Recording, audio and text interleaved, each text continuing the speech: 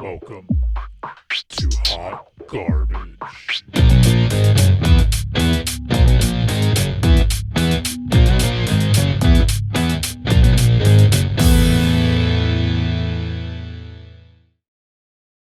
Hello and welcome to Hot Garbage, where we are the only trash talk that matters. I'm your host, Laura, and we yelled at Craig before we got here. As usual. But we really went in on the guy. Honestly, I am scattered. That's exactly how I feel this week. I feel scattered. I feel like everything has been incredibly difficult, but at the end it ends up being a better payoff. But to get there is just really, really, really difficult. Yeah, that's relatable. Yeah. I don't have glasses on either, so we're gonna see how that goes. That's gonna also be fun. See how long that lasts. I might actually have to put it back on because I'm like, guys, 26 font doesn't work right now. Just so you know how blind I am. We have font 26. And it's usually a 12-point font, okay? So Love that. Yeah. All right, so let's get into motherfucking share time. Stephanie's gonna go first. We decided. We're switching it up. So what's your motherfucking share time? Awesome. Okay, so my share time this week, going back to talking about the shows I'm watching, since I'm watching a lot and a lot that you guys are not, or Laura's watching, Tyler is not watching, so. Yeah, Tyler has no idea what's going on. Yeah. Sure don't. And we talk around him. Yes. So I'm going to fill him in on what's going on a little. Okay, so I'm going to start with Summer House since that's the shortest thing I want to talk about. So Summer House. I saw Carl yell at Lindsay. Yes. Oh my gosh, let me tell you, that's exactly what I want to talk about today. Okay. I saw it. So. This is exactly why I brought y'all here today. So Summer House started last week, and Lindsay and Carl last week did not go to the Summer House because they went to DC to go to some to something. I don't know. They went to something. Some event. Yeah, at the White House. Well. Oh, okay. The White House Correspondent Dinner, probably. Yeah, something like that. And everyone had a great time last week. Everyone really got along. There was no fighting in the house. Everyone had a great time. Fantastic. Good for them. Yeah. Cut to this week. It's the end of last week. I mean, Carl and Amanda were fighting. Everyone goes home and everyone goes, guys, let's keep the same energy for next weekend. You see a clip of during the week, Amanda and Kyle make up. And we start into this week, and Carl and Lindsay do come to the house, and immediately there's bad vibes. And it's Lindsay kind of giving off bad vibes based on the show.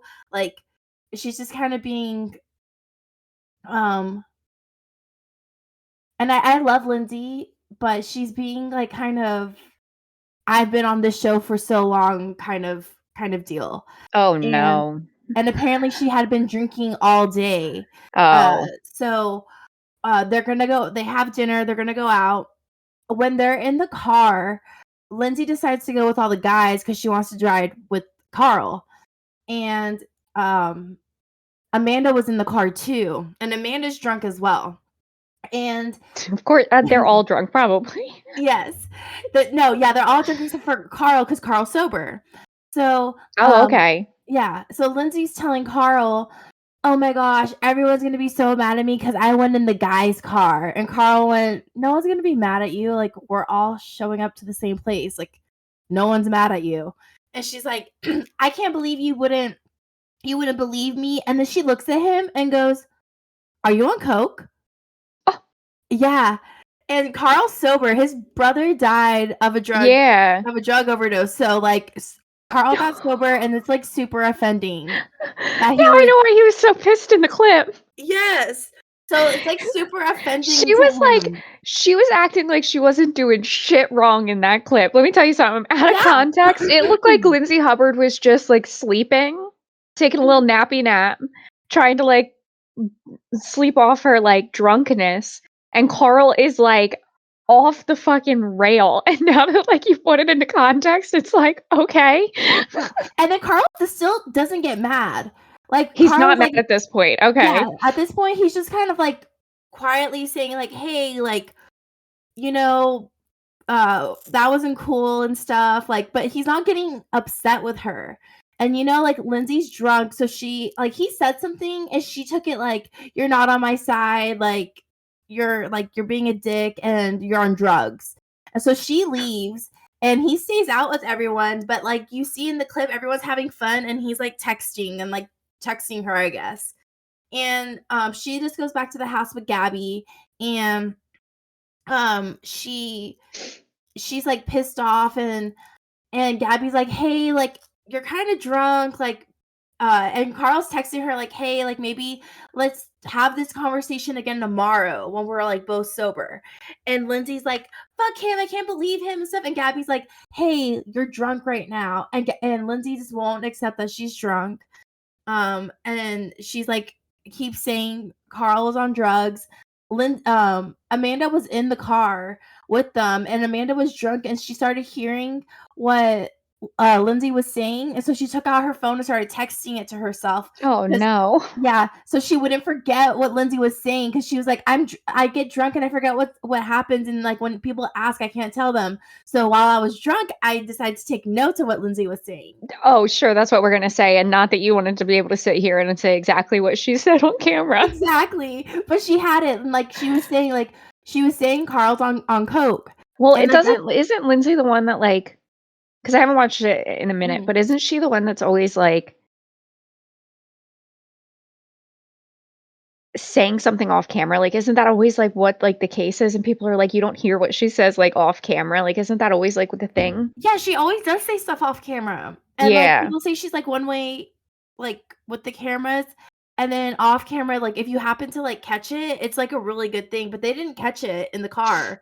But Amanda wrote down exactly what she said so she could like come back and tell everyone, basically. So yeah. Amanda, So you then, also have your own problems. You're married to Kyle. Like, yeah. But yeah, her and Kyle are like, I don't think you should be throwing stones in a glass house. yeah, well, everyone comes back, and Lindsay's already asleep or something like that. And Carl comes in. He said, and he said, like, we're not going to talk about it tonight or something.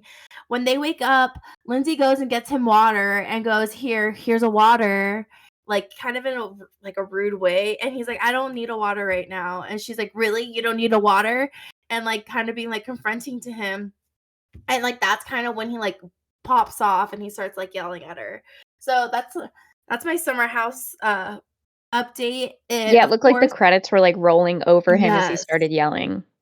So like it, like right when it gets to the good stuff, I have to come back next week. So come back next week and I will finish this and we'll talk about the rest. Lindsay did apologize on Instagram today. She said she seeing it back, she understands that she did like handle that situation wrong. So Yeah, good. at least she could kind of I'll own it. always say nice things about Lindsay. I know you would. I know. I know people that know her like personally and like friends with her, like I'm gonna say in real life, you know what I mean? Like not like with the show, not with anything, like just knows her. And like she's a really nice person and doesn't have a bad thing to say about her, so I can't. As soon as I watched the episode, I was like, oh my gosh, I'm gonna have to talk about this. And I know Laura's gonna say it. I can't say anything bad. I knew you were gonna say it. I can't. I physically cannot because like I know this human being. I don't know her, but I know people who know her in real life. So like I always say that like real life you and like reality TV you are two very different things. So like knowing real her, I can't. Yeah. I like her, and I think she's probably nice to her friends and stuff. Maybe she's different in relationships because like she wasn't that great to that guy from that first season either, like Garrett or Graham or whatever the fuck guy's name was. The guy she was with during COVID, and like she got mad at him because he never asked or he always asked her to make sandwiches, and he doesn't ask her if he can make her a sandwich. Like that was the fight. So yeah, she like brings up this stupidest fight. Okay. Is that what people break up over? It was so stupid. Oh, but that guy also, he was saying he was working and he like, was am I tolerating too much? Well, that guy during COVID said he was working, but he was really playing Minecraft, which Okay. Yeah. He could have been doing work in the background. You don't know. Yeah, maybe taking a break, but she walked in on him playing Minecraft and fucking blew up at him. And they were like living in the summer house during COVID because like they couldn't leave every week. Like they had to stay there the whole time because I don't know if I watched the COVID season. Okay, well they had to like stay there the whole fucking time. Like they could not be going back and forth. They stayed in the Hamptons. And so Did I? Man, I don't even know what I've watched of the show anymore because I feel like there's like a couple seasons that I don't remember shit of, and then I remember a couple seasons, and like one of them's like a newer season, and it's like I don't know what I did. I mean, there's nothing I can say that's memorable about any of those other seasons. Yeah. Like every Like I didn't season, watch nothing Kyle really and Amanda get happens. married. Like I watched them get engaged, but I didn't watch them get married. You missed nothing other than the conspiracy. Did Austin and Lindsay have sex at their wedding? That's it. And then because apparently Lindsay and Carl started dating at Amanda and Kyle's wedding, but apparently Austin and Lindsay had sex at their wedding as well. So there's that's fun. That's like one drama from it, but you don't see them have sex, so like You really don't know. don't need to watch the wedding. Well, after what Bravo did with Scandival, I really don't put anything past them. Okay, so what next? You had a couple other shows. Yeah, I have a couple. Okay, let's go with Traitors. Okay. I said I knew this was gonna happen. It was either gonna be they vote off Phaedra, Yeah. and then Kate sends or kills Peter, or they send off Peter. Everyone finds out he's a faithful. And Phaedra's fucked. Yeah, and that's exactly what happened. That's exactly what happened. Phaedra got totally fucked. She even stopped putting up a fight because what were you going to say at the end? Like, Kate was like, oh, you're not even fighting. And it's like, what is she supposed to fight? Yeah, every single one of them are voting for her. And like, there's nothing that she's going to say that makes that any different. And like, she can't come up with any more excuses. This is the fourth time she tried. She tried. She threw shit at the fucking wall for 4 weeks. Like, she had quite literally nothing else. And then she has her friend Sheree. And like, I watch Beverly Hills Atlanta. And like I haven't watched like recently, but I used to watch it. They've been friends for like years. For 30 years. 30 yeah, like they've been friends for a very long time. Like I think that they were friends before the show even started, if I remember correctly. Because Phaedra joined later than everybody else. And then Sheree left, and then Sheree came back. So like I think that they know each other outside the show too, but I'm not positive. And so you also have like your friend, like your real life friend that's going like, are you a fucking traitor, bitch? Like, can you fucking bitch? Like and Phaedra's like, nope. And I'm nope, not a traitor. Yeah. You think she's gonna really say, you know what, I am a traitor? She never outright said it, but she said, you know, I'm tired of fighting. And that's what it was like, okay, Phaedra. Yeah, but Pilot Pete's a fucking idiot. Yeah. He came back around to show us that he is the fucking idiot that we all thought he was. And he's gone for a little bit. Who? He made us think he was smart for a little bit there. He did come up with a good plan. I think Sandra's gonna end up taking this shit. You think so? Yeah, I think Sandra knows that Kate's a traitor. And I think that she's gonna get CT on her side, which will bring Trishelle over, which will bring Sheree. I don't even know if Sheree understands what's happening. I don't know if Sheree is even here. Sheree is so funny. I think this was the first time too. Yeah, I think this was the first time that Sheree like actually like voted with the group and didn't just like write down a random name. Like I mean, like the girl doesn't like she's just like vibing there. Like love that.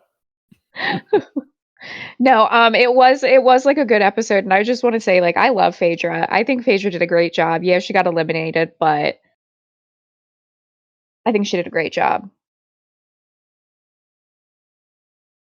And then CT was my MVP just because he was so funny this episode. Oh my god, CT's funny. I fucking love CT. What did I say? I said you got him away from the challenge people, and all of a sudden he's having like fun. He's so happy. He's like so happy to be the only guy left on the show. He's like so excited that it's like him and 6 women. He's like, I would be the last guy. Yeah. And when he was like, winner gets to have one-on-one dinner with me tonight, I thought that was freaking hilarious. Oh, it was so funny. It was so funny because he's clearly kidding about the whole thing. Yes. And he's just having like a good time. It's so funny. It's hilarious. And then I think Trishelle is very unlikable. Just existing is unlikable.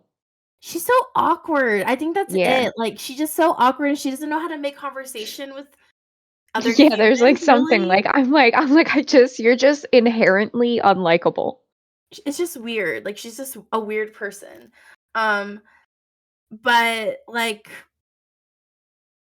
I'm surprised that I really thought that she would have gone home other than John, but I can tell that they're getting annoyed with John too because he doesn't stop talking.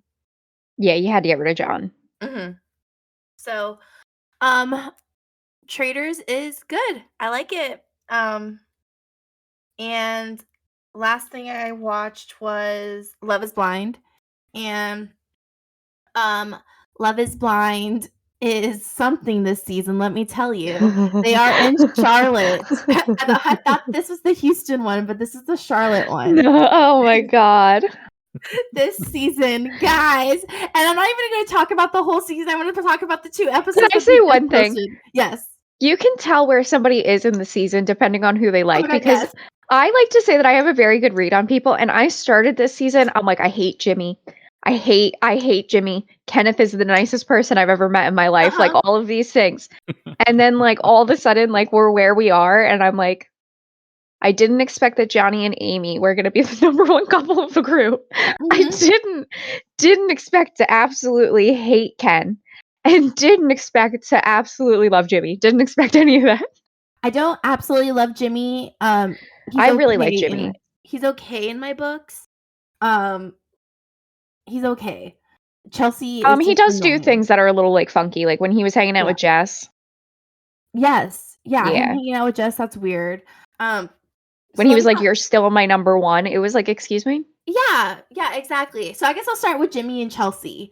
So these 2 episodes that just got posted this week, Jimmy and maybe we shouldn't call her Chelsea. Maybe we should call her Delulu, because I feel like Chelsea and the human that we saw, very 2 different people. He's a weirdo, guys. Like, she is just like, I am like, oh my god. We watched a full spiral. Like, if you want to watch what a spiral is on television, that's what you watch this girl do. I mean, absolutely gaslit herself. Like, it wasn't even like she was gaslighting Jimmy. It wasn't even like Jimmy was gaslighting her. She quite literally gaslit herself. It just went. Yes. Well, now I may check this out. No, my gosh, so funny. It's great this season. I mean, I laughed the whole time. I was like, this is the funniest thing I've ever seen, because, I mean, you just watch it. Yeah, I think so. It's hilarious. She's like, you had sex with her. And he's like, why the fuck are you bringing that up? I love it. That was like 5 years ago. I told you off camera. That's my friend. Yeah, he was like, I told you off camera because I didn't want you to bring it up. And like, on the fucking and she's TV like, I shouldn't have brought it up. I shouldn't have brought it up. Like, mad about it. That, like, mad that he's mad that she shared a secret that she shouldn't have shared. Mm-hmm. And it was just living in a state of Delulu. Like, I'm sorry, Stephanie, but it was the funniest thing I've ever seen. I like hijacked that, but it was the funniest thing I've ever seen in my life. No, that was amazing. Yes, thank you. Because I can't even put into words like how cringy Delulu was being. Like, she full on. I mean, we need to differentiate the people, because I think Chelsea, in a different environment with Trevor, doesn't do that. Oh my god, yes, she wouldn't do that. Like, no, it was like quite literally the environment that we're in, and the fact that it's Jimmy that this happened. Like, this is not Chelsea. This is Delulu. Takes over Chelsea with I mean, like a demon took over. Yes, Like, a demon took over. just And she's possessed. This woman is fucking possessed. And God forbid fucking Jimmy has female friends. No. when she meets the female friend, she doesn't have a problem with them. She's like, you guys are so cool. I'm actually really like good friends with one of my ex-boyfriends. And then like fast forward. And this is where we are. And it's like Jimmy did everything he could. He really did. He did everything he could, and then she even like says, like, he's like, why are you bringing this up? This is my friend. And she's like, I shouldn't have brought it up. I love her too, or something like that. And I'm like, what are you talking about? What are you talking about? I mean, yeah, that was when he was like brushing his teeth in the bathroom, and he's like, what the fuck? And so then they're in the room, and Chelsea's like, I can't be with someone who wants to party all the time. This guy man went out for 1 hour. For an hour and a half. He was gone for an hour and a half. And she's like, I don't need to be with someone who wants to go out and party all the time. It's like, this is the first time I've gone out in 3 months. What are you talking about? It's an hour and a half. He's like, anytime I've gone out, it's been with you. And then I mean, Tyler had made up an entire scenario in her own mind and was like, sure, it happened. And Jimmy sat there and was just like, what the fuck? And we never got an answer for. Okay, so she said, I know Mackenzie saw him out, and that's how she knows who he was with, and that he was with girls from the pod. And he's like, no, I wasn't. And she brings up Jess out of nowhere. She was like, you were with Jess, and he's like, I was not with fucking Jess. Yeah, he's like, what are you talking about? And then he's like, did Mackenzie tell you that? And she's like, she's not answering. Like, she won't tell him like how she found out. And I'm like, this girl made it up in her head. She made it up in her head. She made it up in her head. She thinks she's Laura, who we'll get to right now in a second. She thinks she's Laura, who can like get him like tell people off when they should, and she just had no idea what was happening. Like, I mean, and the whole time that this is happening, Tyler, she's drunk. Like, she is upset that he went out for an hour and a half, and she's fucking wasted. And love that. Like, I don't want to be with someone who wants to drink all the time. And then she's wasted. I don't want to be with someone who's drinking all the time. Literally, and like slurring, and it was like, dog. And she keeps like putting her head down like this, like she's like, oh my god, like so frustrated and stuff. And I'm like, girl, you're the one who everyone's frustrated at. What are you talking about? What the fuck? And later on, she talks to Trevor, and she says, like, yeah, it wasn't a good moment. Like, she does understand that, like. And Trevor's like, yeah, so whatever he did, it probably wasn't good or something like that. And she's like, I'm the one who started it. And he's like, oh, you started it. Like, she was like, no, it was me. Just no fucks given. Just no, it's me. This is so good, guys. Like, what is this? Like, I don't know why people hate her, because it's like she's just admitting that it's her. Like, she's she's just a wild person, man. Like, take her for what she is. You're not dating her laugh. Oh my gosh. I'm like, oh god. And then, okay, so Tyler's like bought with that whole scenario. Like, we told him about that, and he's like, I'm bought. Oh my god, I'm gonna watch it tonight. I'm like, okay, I know the pods seem kind of boring, but I swear, when you get out of the pods, it's fucking amazing. And even in this season, the pods, after like the first episode, I think that the pods get really, really fucking good. Like, because there's a lot of love triangles. Like, everybody's dating each other. Yeah, literally everyone's in a love triangle, so it's great. So Chelsea and Jimmy, for some reason, Jimmy lets them get back together, and I thought, no, you guys need to break up. Like, Jimmy like took her back. Yeah, like, Jimmy. Why like that next morning, he like takes her back. Like, she's like, I'm sorry, whatever. And it's like, you don't see this as a problem. And I don't believe Jimmy likes her. I don't. No, he likes Jess. Yeah, he likes Jess. Like, it's obvious. Like, when you see the way he interacts with Chelsea, it seems very forced. because Oh he's my god, when trying to she convince himself. yeah, like when she said about Johnny and Amy, "Oh, look at our strongest couple," and he got like so butthurt. I know. I'm like, Jimmy, shut the fuck up. You know y'all are not like And he was like, strong. you're not supposed to say that. Like, we're the strongest couple. And she's like, you think we're the strongest couple? Yeah. But She's I like, also I was Delulu 2 days ago. yeah. But oh my god, her going, baby, you thought that we were the strongest couple, baby. Like she says That's baby because she was so trying to much. smooth it over. She was trying to smooth it Okay. over. I thought she was just trying to act like a certain way in front of Trevor. Like, you see, like we're good. I say baby. No, she was trying to smooth the whole thing over. Okay. That's what I personally think. Because he had like such a reaction to it that I think she was like trying. Yeah. And then Yeah. Jimmy met Jessica. He Yeah. met Jessica, and he physically, you can tell that he's more attracted to Jessica Yeah. immediately off the bat than he is Yeah. with Chelsea. Yeah. He tells Jessica that she is his number one, and Jessica like handles it so great. Like She really does. she's She not really disrespect does. Chelsea at all. Kristen had a little bit of an issue with like she said something about Laura and was like, "Oh, well, she's the one who told Jess to go like DM him." And I was like, "This is very different. This is very different." Like when she said for Jess to DM him, it was more so like a closure thing. Like she wasn't being like, "If there's an opening, let me know." Like they're very different. Yeah. Yeah, it was. And Jess, I feel like the conversation with Jess was like a closure thing for her. Yeah, for her. He's over here saying that you're my number one, and I'm like, dude, what? Yeah. And then he is trying to act like offended when Chelsea says we're not like the strongest couple. Like, sir, you just said I know. your number one is someone else. You're so stupid. And then I still think Trevor and Chelsea have better chemistry. Yeah. Than she does with Jimmy. Like she should date him. Like they seem great together. He is such a He nice apparently has a person. girlfriend. Oh, fuck it.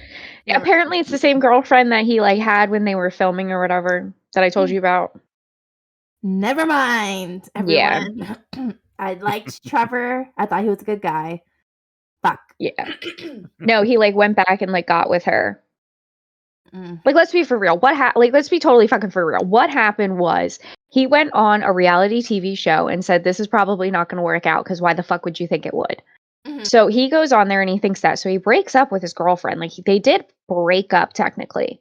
And like said, like, you know, like I'm going to go there and like see what happens, whatever. He comes back and things don't work out. I think if he comes back with Chelsea, the text message that he gives to his girlfriend is a very different story.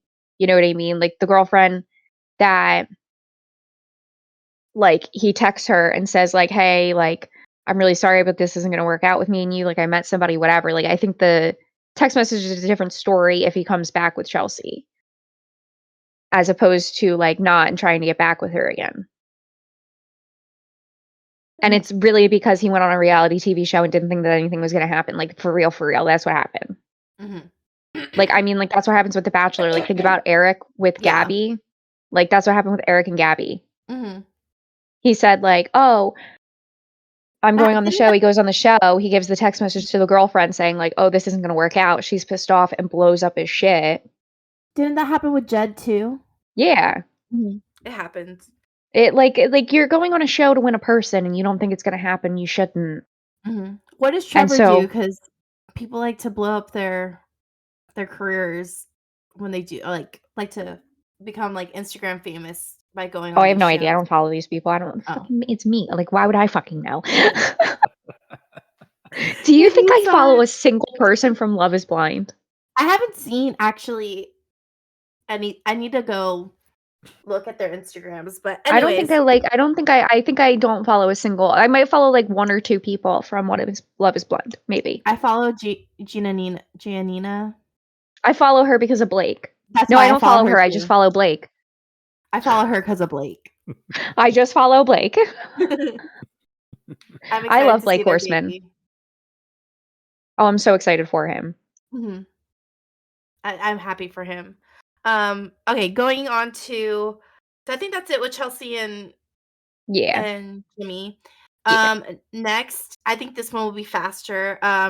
I'll go with AD and Clay. I will die for AD. I love AD. I think AD's great. Everyone loves AD too. AD is also like the hottest woman I've ever seen in my life. Like, I mean, every time she comes on screen, I am like, you are just so fucking hot. So beautiful. I love her. I love the way she dresses. Like she dresses for her body amazing. Yeah, and like she has an amazing body and she dresses for it. Yeah. And So like her butt is something that I will never achieve in my life. yeah. And it's beautiful. Same. Yeah, it's beautiful. Her whole Like body's as a beautiful. woman, I admire the fact that she could do that. And Clay doesn't deserve her. Okay, like Clay is the biggest fucking idiot in the world. Man, she puts up with so much from him. He's like, oh, like when do I get a ring? And she's like, an engagement ring? Yeah, like when do I get a ring? You want an engagement ring? Okay, I'll give you an engagement ring. No, like a band. And she's like, the wedding band? And he's like, yeah. And she's like, well, you get that like at the wedding. And he's like, oh, so what happens? Then she has to explain ring bearers and like the fucking flower girl and all of this shit. And she never once looks at this man with any type of judgment. And I would have looked at this man and been like, do you fucking know shit about shit? Yeah. so much no. patience. You know that there's because this guy's 24 an hours in a idiot. fucking day? There would have been all the judgment there. Like Like, fucking he idiot. wouldn't have gotten a normal He's an answer from idiot. me. He would have gotten some snarky little fucking remark. So No, AD is a saint. I don't get it, and I'm seeing like TikToks of people like pretending they're AD, and they're like, she talks and or like Clay talks, and she's like, and he's like AD all day, and she's like, yeah, like she's like, But then, like, tell Sarah Ann off like it's no big fucking deal. Like, I mean, my I God, love her. amazing. It's amazing. We're like, I wanted to talk about just a little bit about them first, and then I really want to talk about when she is telling Sarah Ann off. But Clay keeps admitting to AD that he's scared he's gonna cheat on her. He's basically like, I'm gonna cheat on you because that's what I learned from like my family, and you just have to accept it. Yeah, and Like that's how the keeps bringing it conversation up. felt. Yeah, he keeps saying it too. He keeps saying it over and over again. I'm like, 80, girl, stop. Like, you're so much smarter than this. Stop it I wonder if she's just sitting there nodding, like just going through the experience, and like she's gonna get there and say no to him. She better fucking say no. Like, I would want more airtime too, and I would absolutely say no to Clay at the altar because fuck that. He's going to cheat on you. Like, he's admitted so many He's times. saying it to you. Yeah. He's basically saying it to you. She never sees him. He works so much. He does he works sales. all the time. Like, I mean, he shows up late to all the events, Tyler. Like, I mean, like, he'll show up by himself late. She goes to the events by But herself. I don't even know what the guy does. He does tech sales. So Is I that don't what know it how, is? yeah, how are you doing tech sales all fucking day? He's already cheating. At night. Yeah, it probably is. He probably has another girlfriend. Yeah. So AD, you need to stop. I started with liking Clay, and I think it's because I'll die for AD. And so he came with like that package deal. I've never really had a huge opinion on him, but the more he talks about like, I'm gonna cheat on you, the more, but I want to be with you. I'm like, dude, shut the fuck up. Like, you just want to have sex with everyone. You don't, like, you're blaming it on everyone else. Like, when it's like your problem. Yeah, it's your problem. Like, grow up. Like, fix it. Like, why are you talking like that? Yeah. But I will die for AD. Like, I mean, like, physically die for her if she needs me to. AD's amazing. Which brings me over to my next couple, Laura and Jeremy. Can I just say, Laura and I share a name. Mhm. We're both blonde, and she genuinely reminds me of me. Yes. Like, I'm sorry, but like Laura is like me. Yeah. I think she's probably nicer than me. I think she probably has her shit together a little bit more than me. Mhm. But like, don't cross her. She's amazing. I love her. Don't cross her. I don't know what she'll she fucking, does. She'll fucking chew you up and spit you back out in your face. Would. I don't know what she does. I don't remember, but basically, Jeremy went out one night.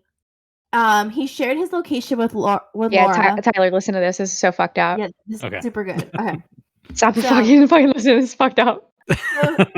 So Jeremy goes out, shares his location with Laura. Laura goes to sleep. She goes to sleep. And She wakes up. she wakes up, and where's Jeremy? It's 5 a.m. She looks at his location. He's by Sarah Ann's house. And so when he gets home, he comes home and she fucking plays him so fucking good. He like tries to explain himself, and he's like, yeah. So He's I'm at like, the oh, we bar." were at the bar until 4 a.m. We were just talking. She's like, oh, you were just talking, like, where? in the car. And he's like, yeah, in the parking lot. And she's like, so you were in the car, in the parking lot until whatever time. With Sarah Ann. And he's he was like, yes. Mhm. And she's like, and he was like, that's why I shared my location with you, so you can like see I'm doing like what I'm doing, and like, did you look at the location? Did you see? And she's like, I was asleep, Jeremy. and he's like, and so he believes that she's asleep. So She's he asleep. says So he goes on this whole fucking thing. that we were in the parking lot till 5 a.m. just talking. We're me and Sarah Ann Just talking in talking. the car. I didn't do anything wrong. Yeah, didn't do anything wrong. He was like, but if you were awake, you could have like seen. You could have like Seen checked where my I location. was. Yeah, and she goes, I don't need to be in a relationship like that. I don't need to be in a relationship where someone like where I have to like do that. And I'm not gonna sit there and stalk your location, I think she said. Yeah, something like that. So then he goes, so he thinks he made his point. And she goes, okay, are you done? And he's like, yeah. And she's like, okay, well, I did wake up and I did look at your location, and you were on like the west side of town. I don't remember what side of town he was. Yeah, like you were on like the south side of town. You were like south of Uptown. Yeah, and the only person that lives up there is Sarah Ann. And then he's like, he doesn't know what to say. He's like, and he's like, oh, well, I dropped her off at her apartment after. It became that. Yeah. And I'm like, okay, for one, even if y'all like sat in the car all night and talked in your car, you can still fuck in a car. Well, you're an engaged man. Yeah. That in itself is a problem. Whether you cheated on her or not, who gives a fuck? That in itself is a problem. It's super inappropriate. Like, you don't do that. Like, that's super inappropriate. Like, if Keenan did that, we're not engaged, but if Keenan did that to me, I would absolutely like kick him out. Like, I would kick him in the teeth. No, same with Nick, and we're not engaged either. And I would I would kill him. Especially without so much as like a text of like, hey, this is what's going on. Oh, but like, I shared my location with you. That doesn't mean anything. Yeah, that's what she says. She says, oh, but I shared my location with you, so that makes it fine. Mm-hmm. And honestly, if he was really worried about like the location, he could have left his phone in the car, in the parking lot, go to Sarah Ann's. Like, leave the phone in the car, go up to Sarah Ann's apartment, come back down, and he never left his car. Mm-hmm. But it gets better, Tyler. We're not done. Oh yeah, we're not done. So then they take a little break, and she leaves. She leaves. She leaves all of her shit and just leaves. Yeah, I'm done. All her shit's still there. Then they go to. He goes and sees his mom and tells his mom what happens, and his mom goes, I would have fucking just broken up with you. Like, I would have told you we're done. Get the fuck out. Like, yeah, his mom said something like, "You're lucky it wasn't me." Yeah, you're lucky it wasn't me, because your ass, like, we wouldn't be engaged anymore. And like, his mom was like, you're like, basically you're a fucking idiot. Like, that's what his mom did. Which he is, so yeah, she is. Like, his mom was like, I need to let everybody know that I didn't raise him. He's an idiot on his own. Yeah. This was not me. So they get to the lake house party, where Chelsea and Jimmy met their people. Well, yeah, it's like a whole lake party at the end. Yeah, so Jeremy and Laura are there, but they're not talking. They haven't talked in 4 days. Yeah, haven't talked in 4 days. He tried to send her apology flowers, and when he said, like, what address can I send it to, she apparently said something rude, and he was, like, all pissy about it, and it's like, fuck you. He's going around to everyone, like, being like, we're done. Like, she's a bitch. Like, he's, like, talking so much shit about her to everyone. Yeah. And Sarah Ann walks in. And she walks in all fucking cocky, little fucking bitch. Like, oh, like, so, like, a cocky motherfucker. Like, she's like, yes. Like a fucking attitude problem. And AD threw an attitude problem right back at her. everyone's just like so annoyed with her. So 80 Like the girls will not speak to Sarah Ann. Like they are mad at this human. Like they are Yes. pissed. They know what she did. Yes. Also, I'm so sorry I didn't include this before. Sarah Ann, before they randomly met up at a bar, like they ran into each other at the same bar in Charlotte. All the bars in Charlotte, they went to the same one. Well, Sarah Ann had sent him a DM saying like if like something doesn't work out like with you and Laura, like I'd love like if the door's still open, I'd love a chance with you. And it's like right when they get out of the pods too. And he shows Laura because like he really likes Laura at first. So he's showing her and he's like, I'm not gonna reply back, but he liked it. And so it's like acknowledging it. So then everybody else has seen this message. Like they were on that honeymoon and showed everybody the message. Yes. Everybody knows what the message is. Yeah, so everyone's seen this message. Everybody's read it. Yes, everyone's read it. We've read it. We can see it on the screen. And I think at some point, this is my theory. At some point, he stopped showing that, or he had a screenshot of that, and he finally replied. Yeah, and they started getting communication, and that's why they went to the same bar. Yeah, randomly at the same bar of all the bars in Charlotte, North Carolina. They went to this one. They ran into each other at the same bar. Mm-hmm.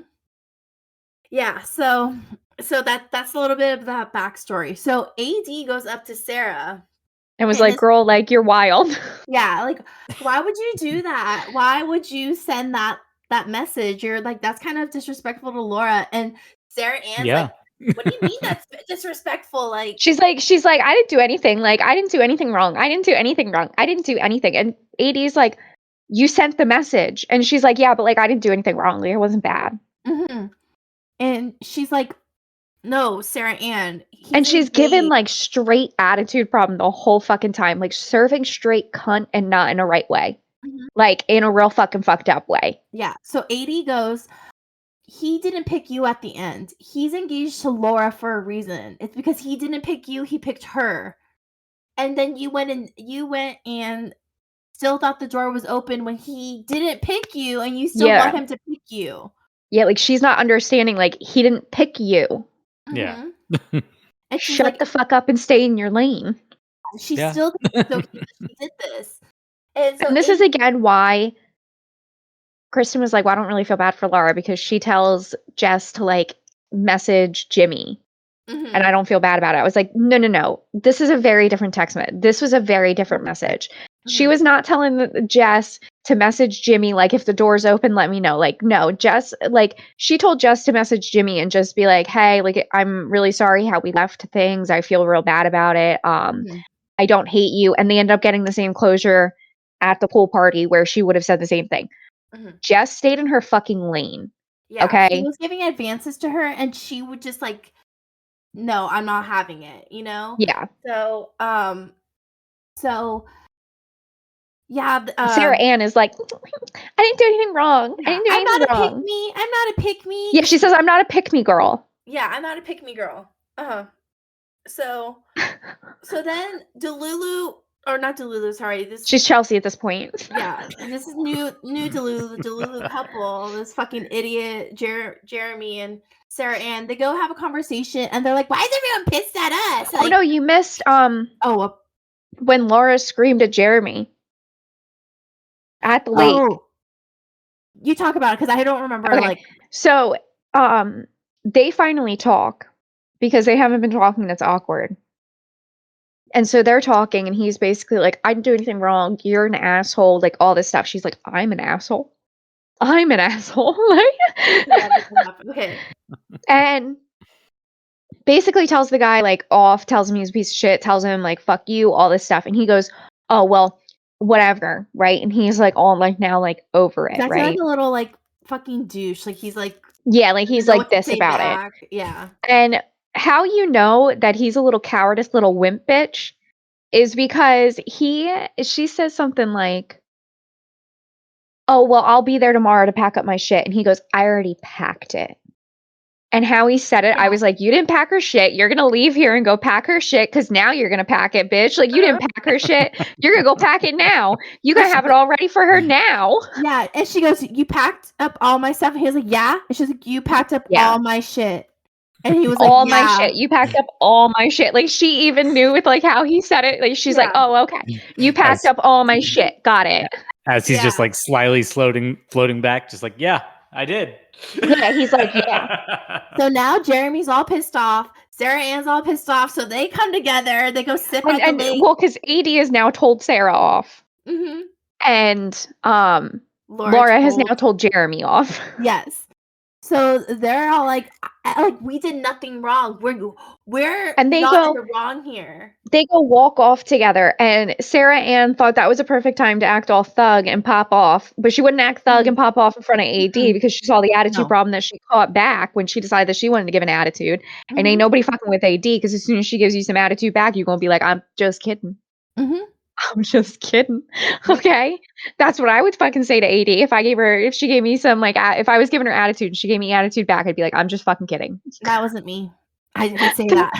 Because AD will kick the shit out of me. I would disagree with her. Like, yeah, 80, you're right. I am a pick me. Yeah, exactly. And so Sarah Ann decides that when she's off with Jeremy is when she's going to start running her mouth and decide that that's when she's going to start saying shit. Yep. Not in front of the people, not in front of AD, not in front of Laura, not in front of anybody. She gonna go say it all to little Jeremy, her little like fucking like lapdog little puppy that she just fucking sucked his dick. Yeah, that guy. Yeah, he gonna be her little puppy dog going, oh, you didn't do anything wrong. You didn't do shit wrong. You didn't do shit wrong. And the message wasn't bad. The message wasn't bad. Fingers in your mouth. Fingers in your mouth. What was that fucking Lala thing? Like when she like Tom Schwartz, you know what I'm talking about? I think so. When I she's like, remember that. oh, fingers in my mouth, fingers in my mouth. Okay, that's fucking Jeremy, all right? So he's like, I just want you to suck my dick again. I just want you to suck my dick again. And Sarah Ann's like, I'll suck your dick again as long as you validate me. It's not a bad deal. So then he's And like, so, go ahead. And so, go ahead. you want to go ride some jet skis? In this moment, he goes, you want to go ride some jet skis? She's like, so what do we do now? No, so they have this whole thing. And then she goes, so what do we do now? Like as if it's a Full House moment. Yeah. Like they're making like a Full House fucking moment, which is why this heart behind Stephanie is just perfect. Because it's this stupid fucking Full House fucking moment of what do we do now? Do you want to go ride jet skis? And that's exactly how it felt watching it. And they have like they have the GoPros. You know how GoPros have like the 360 mode, so sometimes makes your head look really big. It was making Jeremy's head look like all big, and he's like laughing like a Yeah, move over. Like, you can see it. Oh. Yeah, you see it? But it was like zooming in on his face like crazy. And then like it was like awkward how they kept like going around each other, and they were like, all these fucking jet skis. And everyone is over at the lake house is watching them. Hold on. They have, I don't know if everybody noticed this because nobody has said this, but they have Laura doing an interview in front of the lake and you can see them in the jet skis fucking behind her. And I don't think people noticed because it's like in the back, like it's behind, like there's like a pier and then it's like back there. This season's so good, guys. I recommend it. Please go watch. And Laura's sitting there going like, he should have never picked me. Like he should have never involved me in this. Yeah. He should have picked Sarah Ann. And that's what she's saying as they're like in the backpack. With They're like and laughing. And they're laughing like, ha ha ha ha. Yeah, like literally, like it's like when I was like laughing the way I was, like that's literally how it sounded. It was like nails on a chalkboard. They're being so obnoxious with it. Oh my god, it was like so fake and just so like a show. And like it wasn't like edited to make anybody feel like it was a show. Like it was edited just as like this is the events and you can like take your judgments how you want. So like oh I can't. Amazing. And like Laura's like about like 100 times prettier than Sarah Ann. Yeah. But and it's because Sarah Ann's an evil person on the inside too. Yeah, Sarah Ann is like ugly on the inside. Like it makes her look. She's not pretty to me. And yeah, anymore. I thought she was cute at first, but no. But now, fuck you. So, and then Johnny and Amy are the best couple out here, and that's it. That's Love Is Blind. Johnny and Amy are watching the old MTV show, Engaged and Underage, where I feel like I'm watching two 20-year-olds get married and like they're gonna have sex for the first time after their wedding night. Johnny being so scared to have sex without a with a condom. He thinks he's gonna get her pregnant with a condom still. Yeah, like I think people are not understanding that it's not that he's like won't wear a condom. He is genuinely so afraid to get somebody pregnant that a condom is not enough for him. Yeah, she needs to be on birth control, and they need to use a condom. And she's like, I don't know if I want to be on birth control. So then he's like, okay, I'll look into a vasectomy. Like that's how like fucking like scared this guy is. He's all explaining like, it's like, not that he won't wear a condom. It's the fear. This man has a deep-seated fear of getting a woman pregnant. What a fucking leap. Yeah, I really don't want to take a pill. It's like, okay, I'll get a vasectomy then. It's fine. And then he looks up a vasectomy. So now this previous episode, he's like, I thought it was like you just like made a little bow and like tied it off and it was like no big thing. Yeah. And he says this, and he's like, so I look it up, and now I'm realizing, like, what a vasectomy is, and now I'm, like, realizing, like, I don't know if we should do this. So now he's, like, really freaking out. And that's why he seems like such a child. Like, oh my gosh. And then, like... And this is our strongest couple. Yeah, this is our strongest couple. One of the episodes started, and he's like, everything's good, but Amy keeps running after me. And like then she like starts running after him and he's like filming it. And I'm like, what the fuck is this? I mean, they are two absolute fucking 16-year-olds in a relationship. Mm-hmm. And they're like 26 walking around like yeah. And they're just like blissfully in love with each other, just off in the corner, just being fucking weirdos together. Yeah, they're just like in young love. They're so like in young love. Like I think it'll wear off one day. I don't see them being together forever, but they are super right now. Absolutely, just infatuated with like what is going on. People they are marrying, like they are so sure of it. Yeah, like they already like it's pretty much like a foregone conclusion that they're saying yeah, we're gonna see them at the altar. It's fine. Yeah, unless something absolutely catastrophic happens, which would be shocking in itself. I don't see that because Johnny is he's like an idiot in a different way of Clay. Like Clay's like just stupid, and like Johnny just like lives in the fucking clouds, like looking at a fucking ladybug. Like he doesn't like he's just off in space somewhere. Like I don't fucking know. Yeah, I kind of feel like Amy's kind of the same way too. Yeah, but like in a completely different ditzy way. Yeah. So that's our best couple. I took a lot of time. So I have a lot of shows. Sorry guys. Okay. We had fun. That was fun. Mine isn't going to be that long. Mine's a little story that happened to me. My motherfucking share time is just a little story. It's hilarious. So I am sitting here one day, I forget which day. It was this week though. And I all of a sudden start getting tagged in something on Facebook and I'm like, what the fuck? And it's like from like people that like I don't talk to regularly. You know what I mean? So it's like a couple friends from like high school, friends that like I don't talk to anymore. You know what I mean? Yeah. So I'm like, okay, what the fuck? Right? Because then like you worry for a second because you're like, why are all these people tagging me? Like, should I be really worried? Like, what am I being tagged in? And so I go and I look, and it is a photo of me from when I was like fucking 5 as a Girl Scout. and it's like it's like the whole little troop. There's like 4 of us, and we're all like singing a little Christmas carol. And there's my fucking face. And like somebody in the comments was like, oh, is the third one in like this, like some other like person? I don't know. And I was like, well, she looks like me because that's 1000% fucking me. And so, an old friend of mine, Lindsay, she tags me and she goes, is this you, with a whole bunch of laugh faces? Because like my face looks like I'm not a group activity person, and that's what my face in this photo looks like. And so I was like, yeah, and I look like I want to be anywhere else than that. And she started cracking up. And so I read the little caption that comes with the photo, and it says, I found this on such and such street.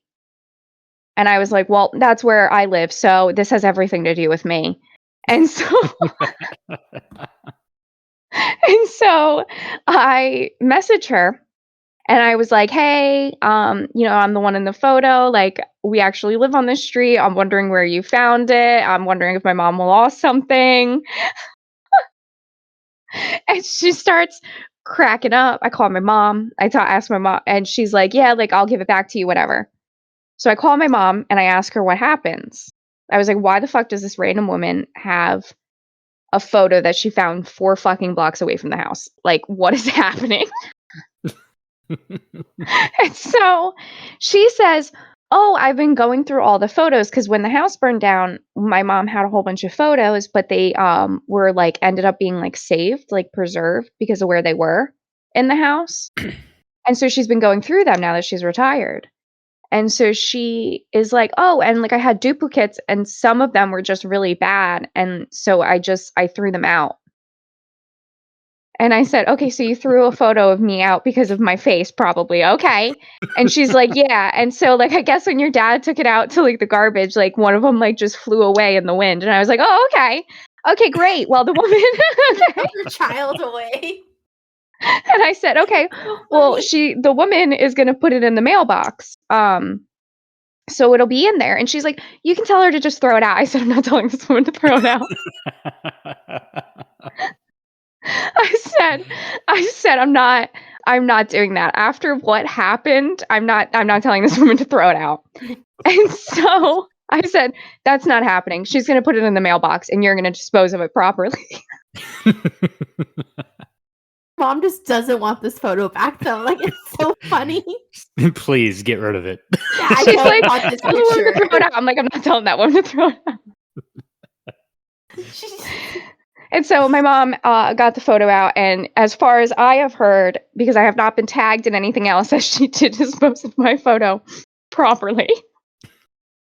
Amazing.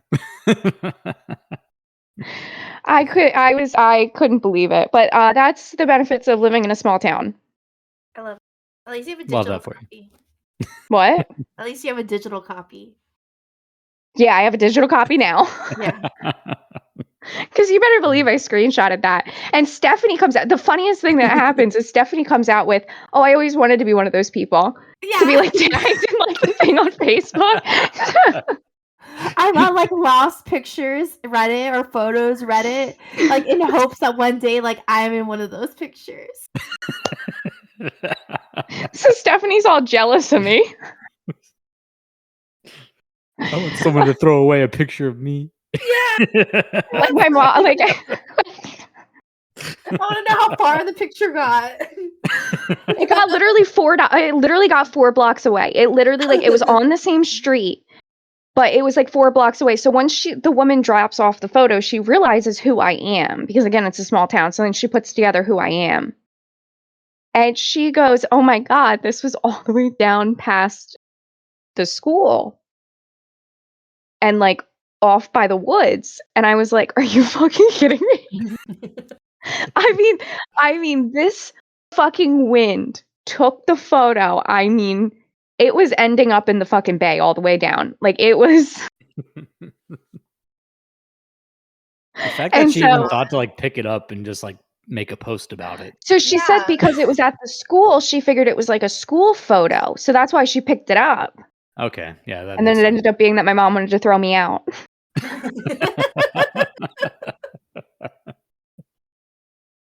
And my mom, like, when she says it, she's like, oh, I was throwing away photos of you. I was sick of looking at you, so I was just, throwing them out. Oh my God, my mom, I don't know how many photos my mom has, but I'm sure it's a fucking fuck ton, because it was like fucking storage bins that we got out of the house of like the fucking photos. So I'm sure it's a duplicate, or my face looked that bad, because it was a pretty bad one where I looked like I did not want to be there. Those are the best though. Those are fun. Like I know I have a lot of them. Like, you need to understand that like there are a lot of photos of me like this. Sarah Sarah, my best friend, the contact photo is me, and it like I look like Arthur, like that Arthur meme where like they have like the fist clenched. I'm not kidding. I'm holding a pillow and my fucking fist is clenched like that. And like my two cousins are in the photo too, and it's clear like I don't want to hang out with people, and I have like the Arthur clenched fist, and my face is like. Let me see if I can find it. You know what? Fuck it. Let's see if I can find this one. Because I mean, there's also another one where it's clear that my mom told me to take this photo with my baby cousin.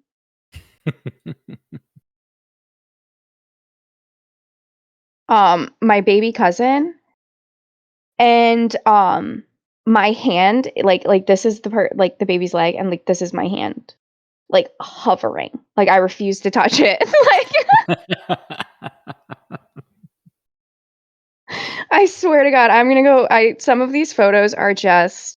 Wait to see. When you see them, you're gonna be like, "Wow, Lara, you've lived quite literally on brand your entire fucking life." Here's one where it's me and all my cousins at the beach, and this is a lighthouse, and we're all like searching for seashells. Mhm.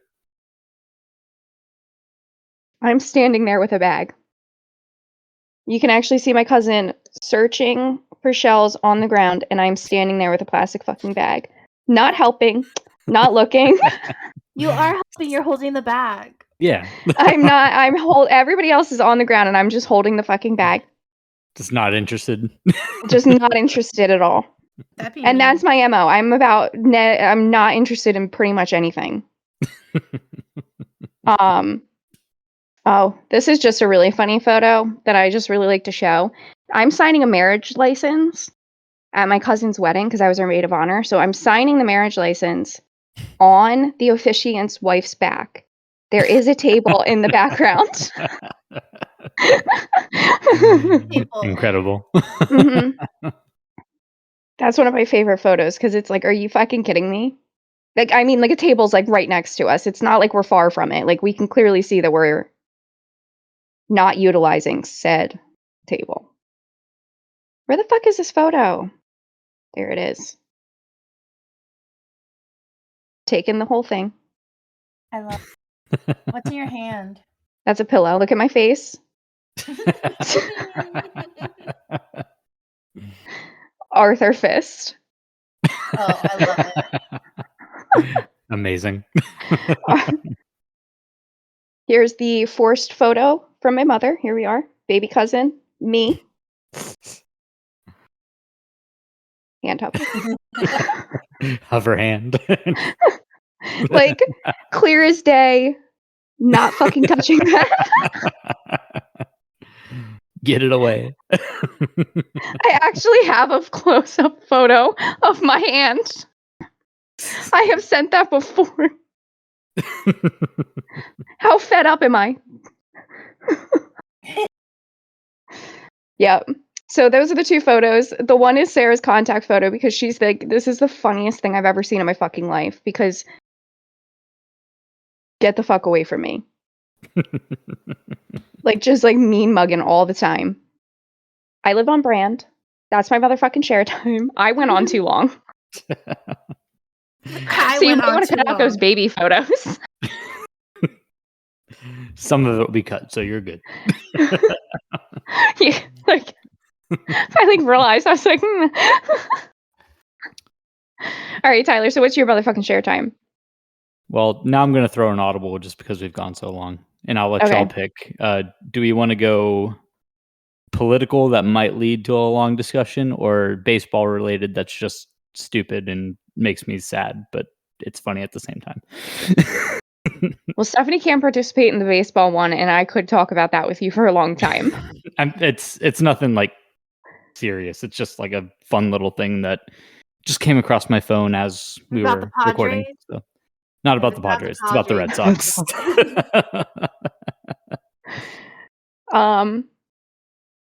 I don't care. All right, I'll just go baseball one then. Okay. So I follow this one reporter on Twitter. And Which one? Chris Cotillo. Okay. And he'd put good news for you, the fan. And the tweet is from Red Sox Stats. But it says Fenway Park to offer larger beer cups, more serving stations.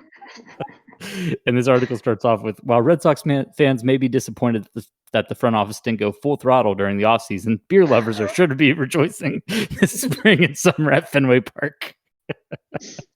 That guy, what's that guy in that meme that like that we can't find anymore? That like it's the video of the guy where he's like jumping up and down and he like crushes the beer and like throws it. He's gonna be so excited.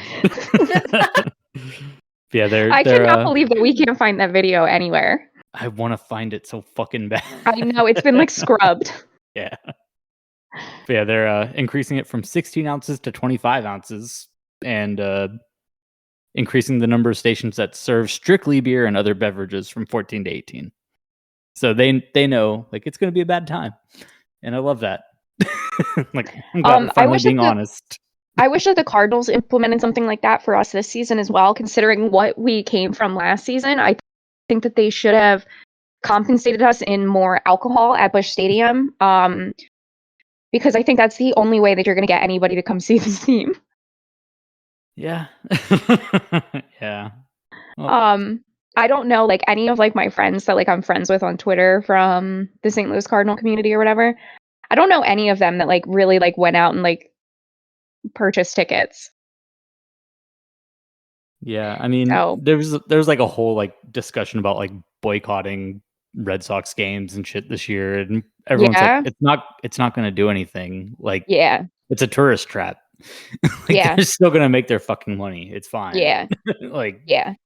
But that's the problem with Fenway. Like, Busch Stadium isn't as iconic. Yeah, it's just Busch Stadium. Yeah. Like it is for St. Louis. Like, don't get me wrong. Like, if you're a St. Louis fan and you're in St. Louis, like it is. Yeah. But I mean, for like anybody else, it's like, who cares? But like everybody's like excited to go to Fenway. Yeah. Like everybody's excited to see the Green Monster. Yeah. It's not Fenway or Wrigley or anything like that. Yeah. So. Fuck Wrigley. Yeah. I haven't Fuck been you. there, so. Fuck you. I mean, it's another like long-standing, like barely renovated stadium. So yeah. Well, what didn't the Cubs just sign somebody big?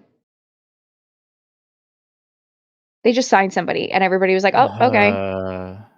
They got a Bellinger again. Yeah. Yep. That's but they already had him. They just re-signed him. So yeah. Snell is still in the market. And Montgomery. And both of our teams need pitching. Be in Boston. Yeah. Like Montgomery wants to play for Boston, but they just like, no, you're too expensive. I do not know what the problem is. Because I mean, both of our teams need pitching, and you have Snell out there, you have Montgomery out there. There's somebody else out there too that I can't think of right now. Pitching wise, there's nobody that I can really think of. I know JD Martinez is the other big one, but he's a DH. Like yeah.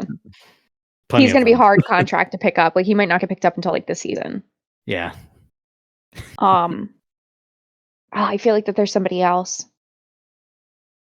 Free agency market. If you're a baseball fan, has been fucking weird this season. Really, we really just signed. Who did the Cardinals? They just got the shortstop, Crawford. Yep. Yeah, like just signed him. Like, what the fuck was that? I guess Tommy Edman's not going to come back when they thought that he was going to, and I think that's what the issue is. That's what I'm going to guess. Because then Donovan still had his elbow surgery. I don't know when he's expected back. I actually don't know when he's expected back. But he's supposed to play this season. So yeah, well, who are we going to have as shortstop? We signed Liam Hendricks, who isn't going to pitch this year. So that's great. Love it here. I'm so happy. Didn't you only sign him for like 2 years, 2 or 3 years? I think it's 2 years with like an option for a third. I think it may be a club option or yeah. So we'll see. I'm not holding my breath. It's been so fucking weird, and I don't even know if we can blame Shohei.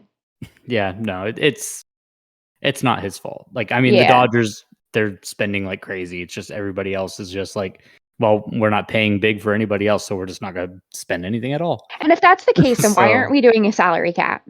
Like, if that's the case, then why are you guys so against a salary cap? If that's the case, and this is what it's going to be, and nobody's going to go for Snell, and nobody's going to go for Montgomery because you don't like the price, then why are we not doing a salary cap? How about that? How about we give? Never going to go for it. Exactly, but then it's like, how about you give smaller market teams a better chance? How about that? Like, what's the point of all of this?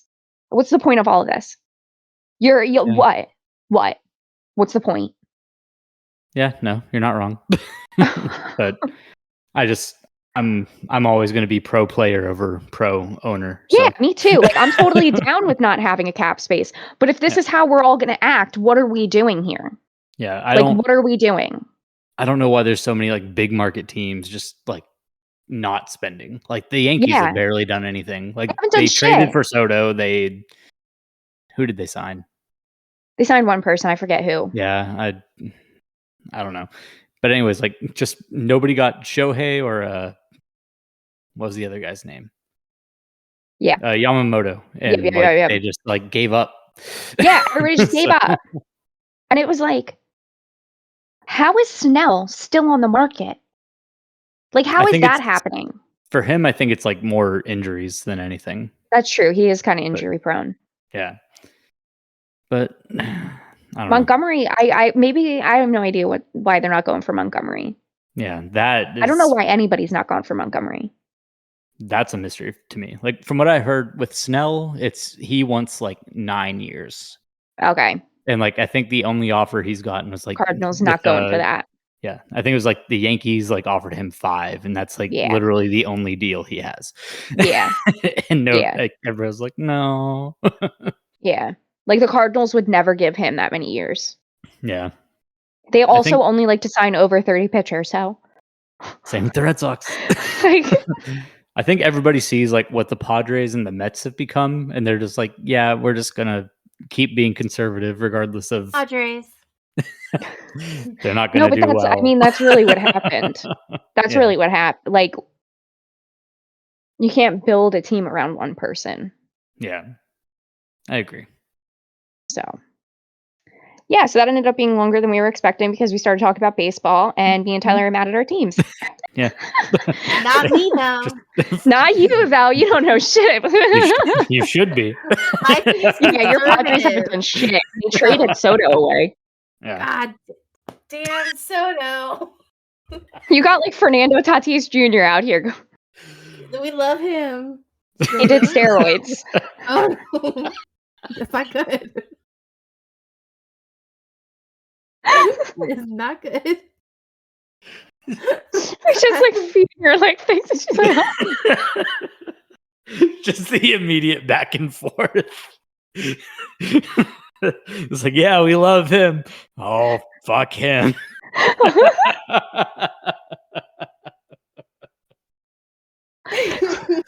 Stephanie, don't ever change. I'm never gonna watch it. I'm never gonna watch it. Let me go see the highlights. Let me see. You're the one that also called it the football. What do I do? Padres team? How do I find out stuff about them? She's the most that she's gonna do is learn that rap that guy had. I know, I need to. Who do I got on my team? I got Estrada. I got Go. I got Groom and King. Guys, I'm good over here. Do you even know who these people are?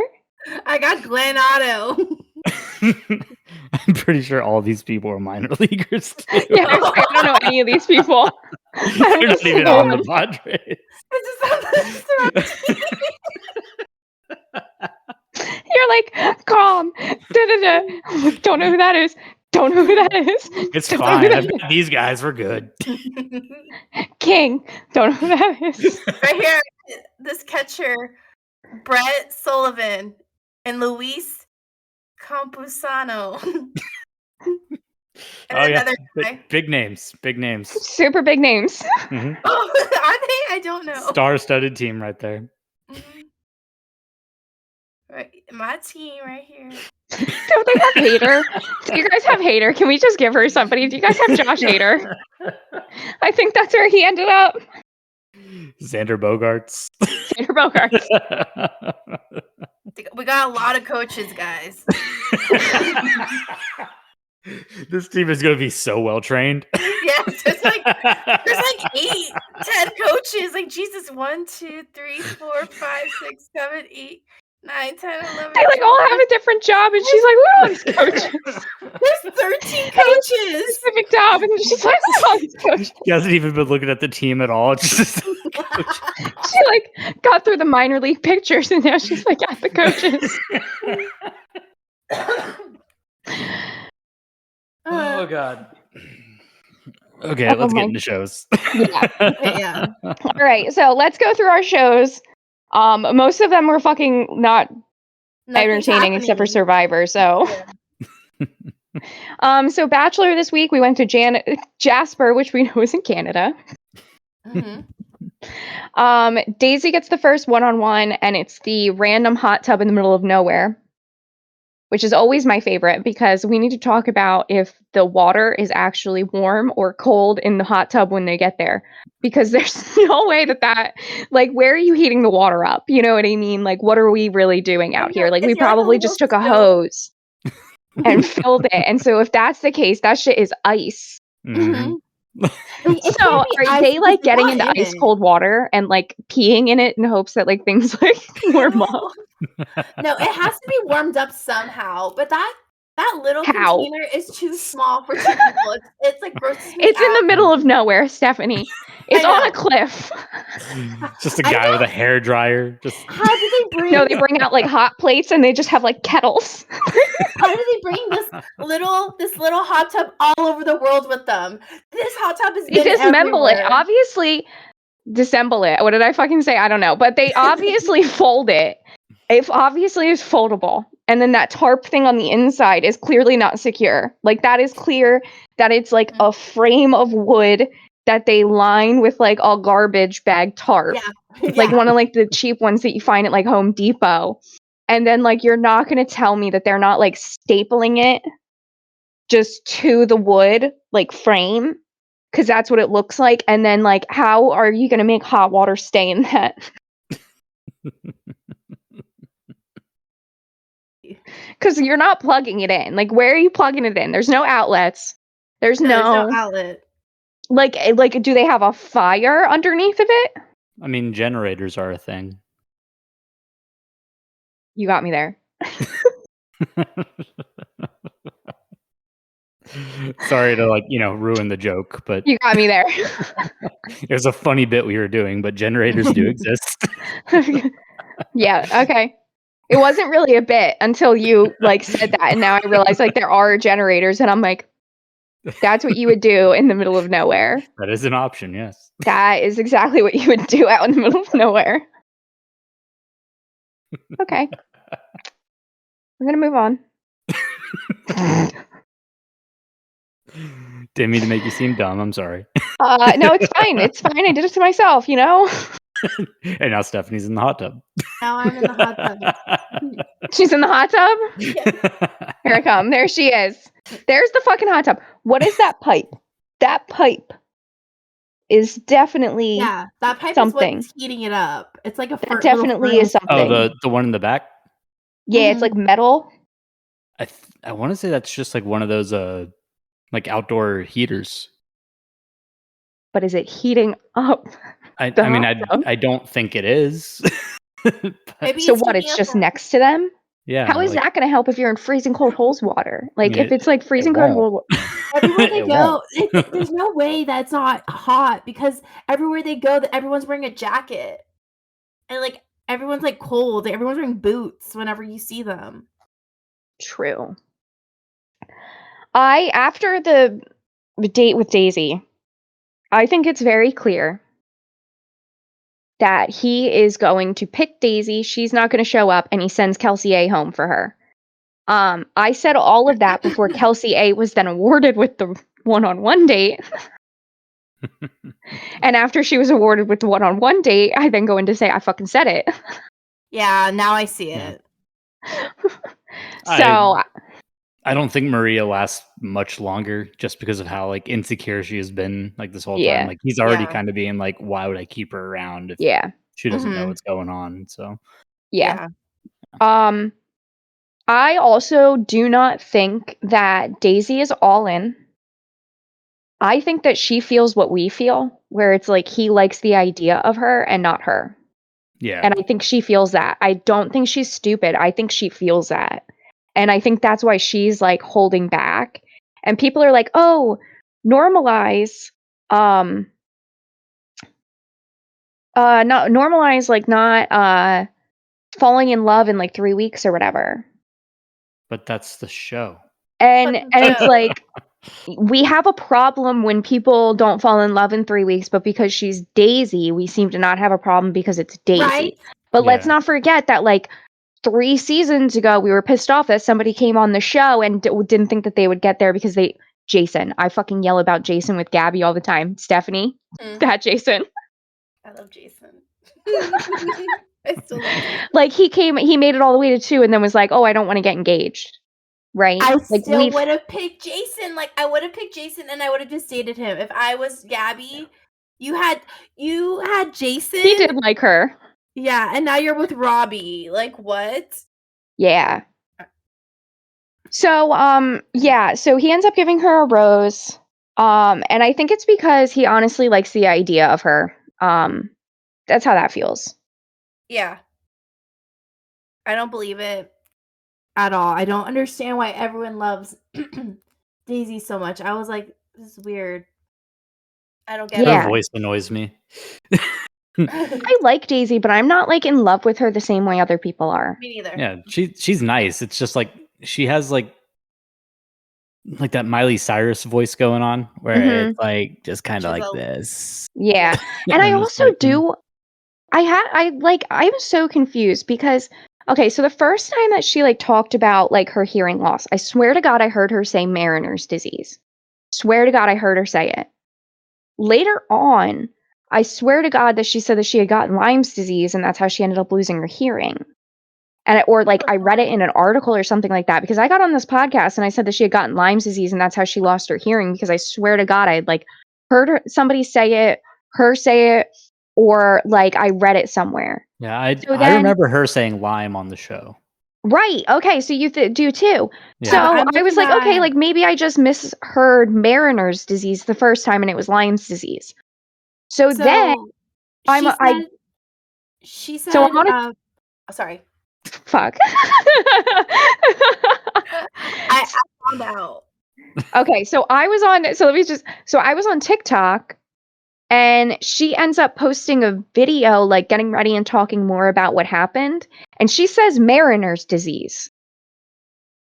So it's Mariner's disease 100%, but I don't know where this Lyme's disease came from.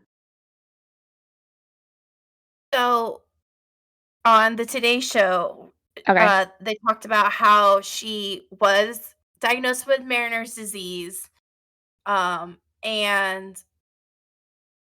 the doctors diagnosed her as well with Lyme disease when she was 21, but she had Mariner's disease when she was 15. Okay. Okay. So two I guess she different had things. it. Yeah. I guess she Because I had it. Lyme's disease when I was younger. Like I was like 16 and I had gotten Lyme's disease because I live out in the middle of the woods. So like ticks are prevalent. And so at some point I got bit by a tick and I got in Lyme's disease from it. But like I guess they caught it soon enough that I was able to take like an antibiotic for 3 months and it was like never a thing again. Yeah. And so that's why I was like, could I have lost my fucking hearing? Bunch of stuff happened to Yolanda Hadid. Yeah. But no, they caught mine like really, like I guess they caught mine early. Like the doctor called me like every hour on the hour for like a day. And I was at school. So my mom was like, what? So then we got back and there were like 4 messages from the doctor to call back. And they like had put me on an antibiotic like right away. But yeah, it was only 3 months and then like it was gone. So I'm gonna guess that they caught it soon enough because I also know somebody that has Lyme's disease and they're on like an antibiotic for like the rest of their life. Or steroids or something. Yolanda said that she has to take stuff for the rest of her life too. Yeah. Yeah. So like I think I got it caught like early. I fell asleep with food in the oven. Like I fell asleep with a pizza in the oven. And my mom was like, okay, there's something wrong because you're not irresponsible. And so then they found Lyme's disease. I mean, look, it happens. People fall asleep with food in the oven sometimes. Oh my God. No, it was like I would like come home from school, sleep, and then I would sleep like the entire weekend. So it was already like my mom already like thought that there was a problem going on because I was already sleeping so much. Yeah. Like I would come home from school, sleep, do my homework, sleep. And so my mom like knew that there was a problem because like who the fuck sleeps that much? And then like I would sleep like I slept an entire Saturday. And my mom was like, "Okay, this is a problem." And so then I fell asleep with the pizza in the oven, and that's when my mom was like, "Okay." We're getting you help. She's like, "Okay." Either medical or psychological. Something's going on here. So basically, she had Lyme's disease and she had Mariner's disease. She lost her hearing because of the Mariner's disease. That's what it is? Yeah. That's what it sounds like. Okay. That's fine. That makes sense. I was wondering where all these things come from. I started reading about the hot tubs. I found out about them. I'm glad we're finally getting answers. It does have a stainless steel stove pipes connected to it to heat it up. Okay. It was. So that's what that pipe is. Yeah, that pipe heats it up. So Laura Okay. was right. Okay, so it heats up like the whole outside probably. I put it In fun stuff or show it. Okay. I'll look at it later. Look at it later. Yeah. Sorry. Okay. So Daisy gets a date, gets the rose, whatever. Then it's the group date. And it's like being a fucking lumberjack. And I love Maria because Maria is me while I'm doing this. Like, Maria couldn't saw. She couldn't, like, fucking throw it. She was like, I'm going to hurt somebody. And I'm like, I am Maria. She was so funny this whole date. Oh, it was so funny. Yeah.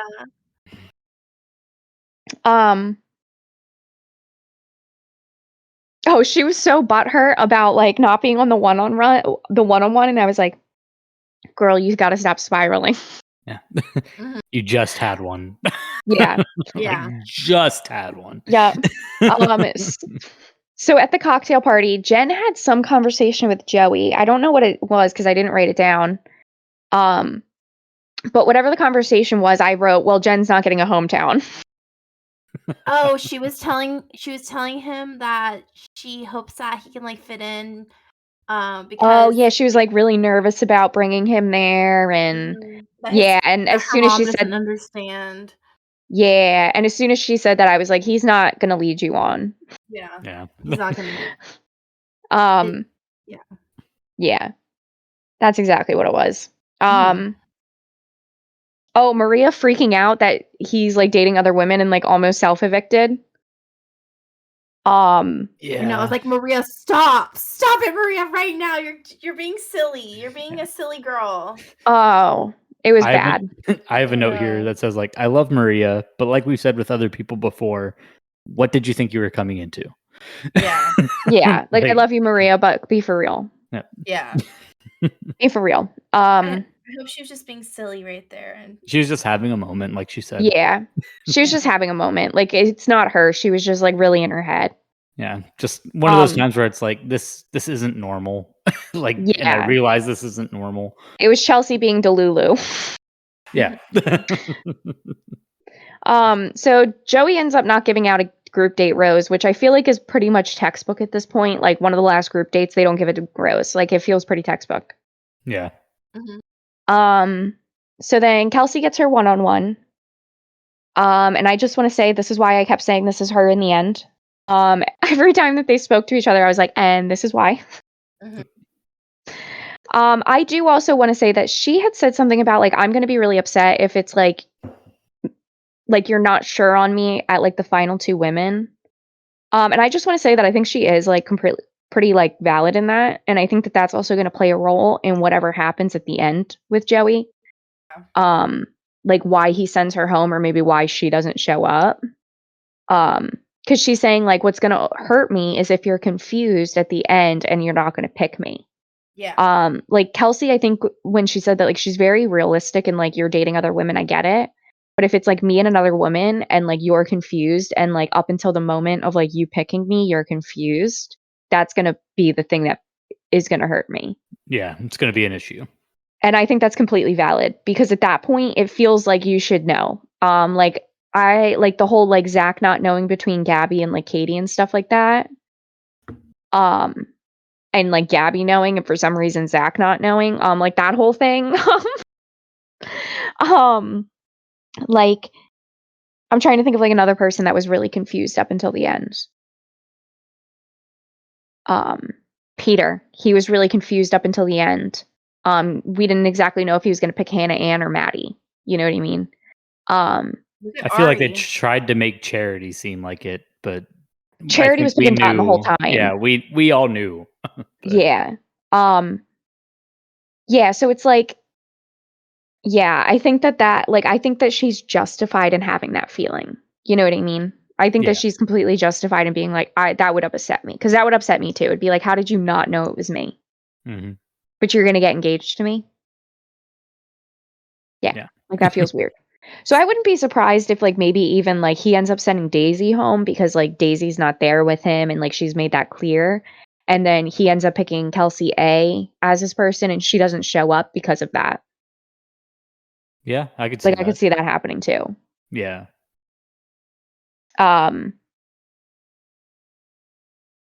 She ends up getting a rose.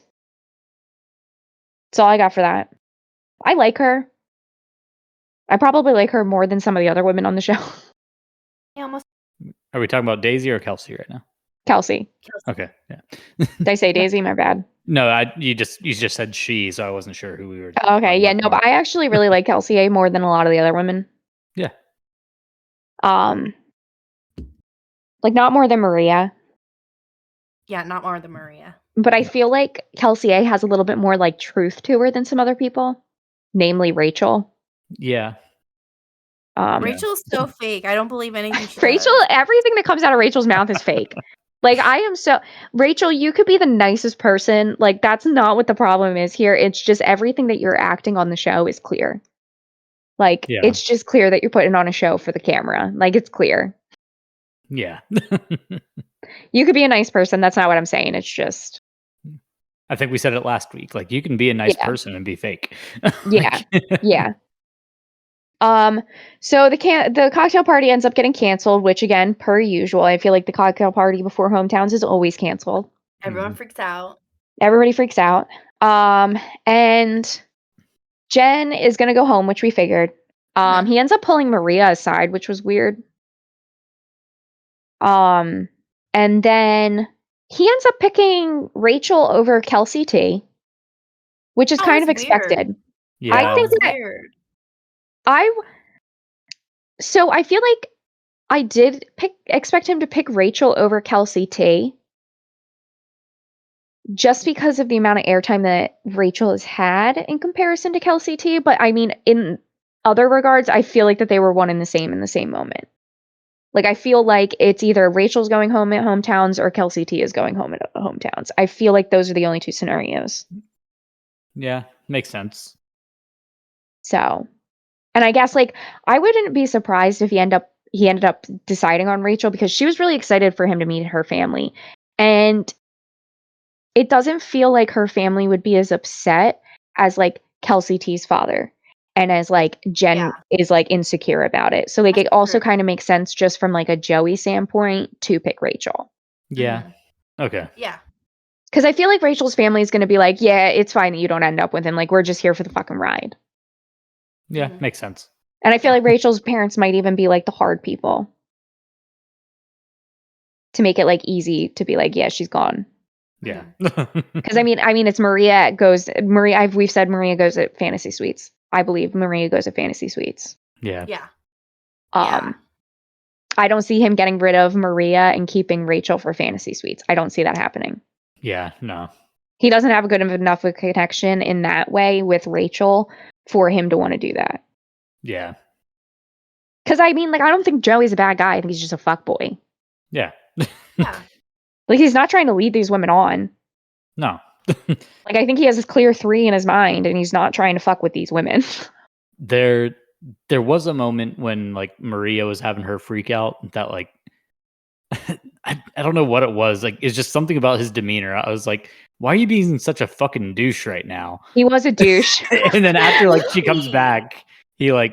He's like I'm so nice all of a sudden. yeah, I'm just like Like, every just time like I this think this mess guy's a came douche. over. Like Yeah. But he was being so douchey about it with the producer that was sitting in the room with him. Yeah, he's like, why am I gonna do that? Like, or And like, And then why as soon am as she I gonna- comes back, he's like, it's okay, it's okay. Yeah. it's just like body language. He's just like while she's like obviously like having issues, he's just like, well, like what do you want me to do? And I'm just And like, it's like, I get you're tired, dog, but like, yeah, make an effort. like there's no effort whatsoever. It's not even like, is she gonna stay? Like you're indifferent to everything Yeah. happening right now. I It's love like, if that you're the gonna go, producers left go. it in. Mhm. What'd you say? I love the producers left like that little douchey part in. Yeah, because it really, like, honestly, like that's that little fuckboy that we've been talking about. You know what I mean? Yeah. Like they gave us a been little taste of calling what it. we've been saying. We've been Mhm. calling it. Yep. And We've been saying it the whole time. We're like, he And just like, whenever- fucks women. Yeah, and you know what? I love that they show that because like it kind of like makes us be like, okay, well, Maria deserves better than that, you know. Mhm. So She was on the pacifier. I know. I've Yeah. never seen it. I'm gonna watch it this weekend. Oh, okay. You've never seen it. the pacifier with Never Vin seen the Diesel. Never seen it. Never an even okay on movie. accident on like ABC Family. Never have. Never had the chance. If it's ever on, I change it to something else. I never wanted to watch it. No, you sent one that of to my- me on Instagram, and I was just like, "Holy shit, that is her!" Like, It's what her. the fuck? It's her. Looks exactly the same, just adult now. Yeah, I no, don't we can know. honestly say that about Maria, that her face looks the same. She Mhm. really doesn't Exactly. have any work done. That is her face. Mhm. And Maria, or not Maria, if you guys notice, all four of the top of Joey's top four all have pictures of them when they were like young. And they're the only ones this season who have. So What do you mean? Maria, like their profile pictures on Instagram, all of them have like yeah, baby yeah. pictures or like little kid pictures. Huh? Hmm I Did didn't they notice form a that. coalition at 4? Like, They don't see each other after this though. Like after week 4, they never see each other again. yeah, that's why it's like, did you guys make a coalition? Like, what? Maybe. Mm.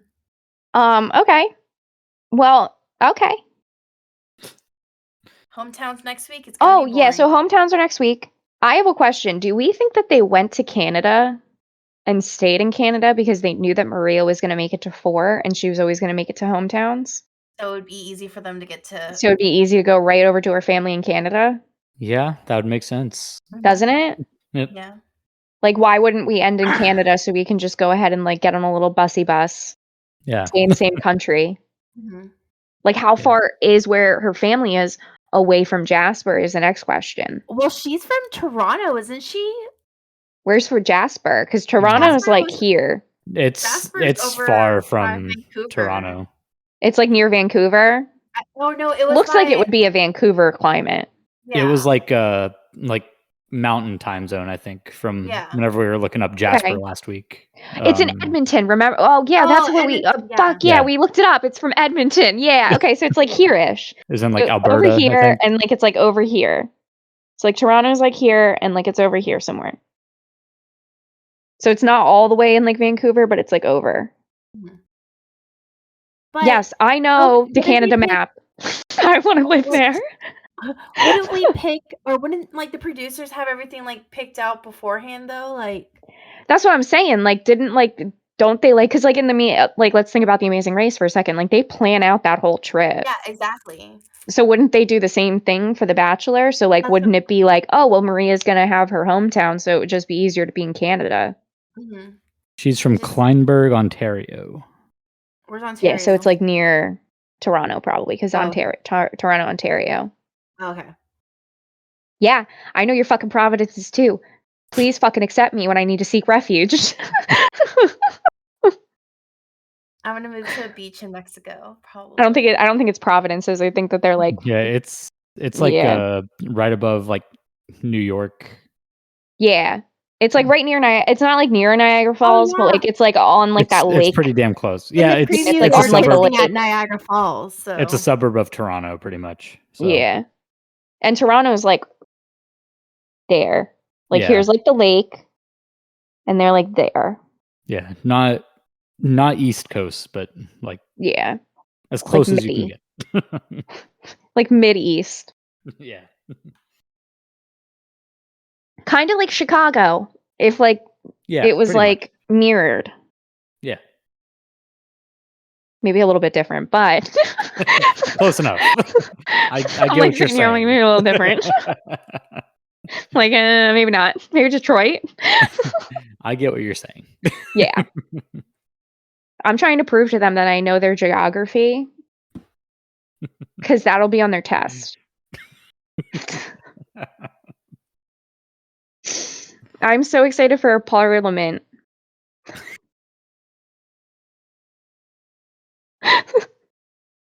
Okay. I hope everybody understood that I was kidding. Yeah. Okay, so let's move on to Vanderpump. So boring. Super fucking boring.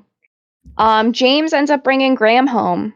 Mhm. And Allie was only concerned for her kittens, which was the Yes. funniest thing I've ever seen in my life. She's like, listen, like, I don't trust that dog's behavior at all. Keep him away from my dog, my cats.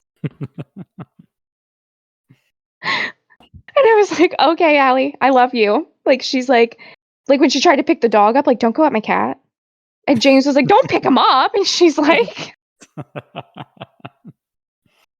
which was like, don't pick up a dog when he's angry. Like, don't pick up a dog when he's like it was right for James to yell at her like that, because like there's a chance that like we know this dog has behavioral problems. Like there's a chance he like turns around and bites her hand. Like it was perfectly like normal for James to yell at this dog in this moment. Because you shouldn't grab a dog when they're like actively upset about something like that.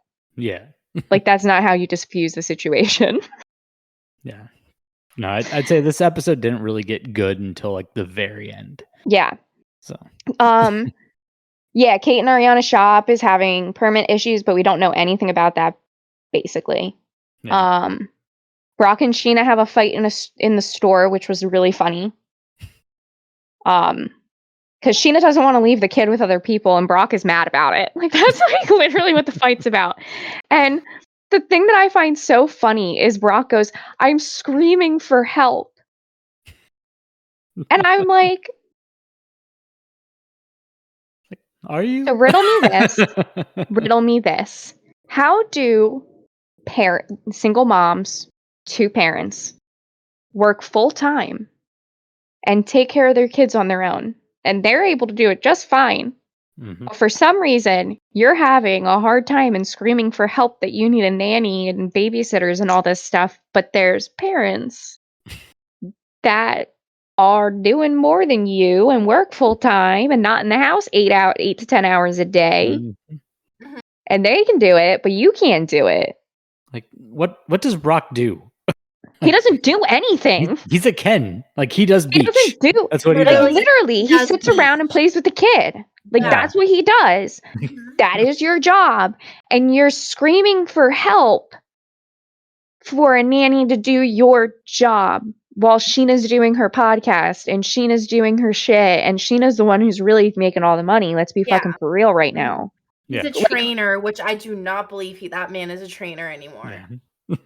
Who are you training? Not Who are you himself. training? Not himself. Not himself, not Sheena, not anybody. He's sitting at home playing with the fucking kid. That's exactly what he's doing. Oh my Yeah. god, Sheena touching her stomach and saying, I still need to get rid of this. Girl, you're skinny already. What are you Yo, talking Sheena, about? Oh, you dude. look so fucking good. You better shut the fuck up. You carried a baby. Like, of course you're gonna You have some, carried like, a extra baby and you look skin. like that. Shut the fuck up. There are so Yeah. many women that wish that they could look like you after having a baby. Like, you are comfortable in a 2-piece, and there's a lot of people out here that aren't comfortable in a 2-piece. Yeah.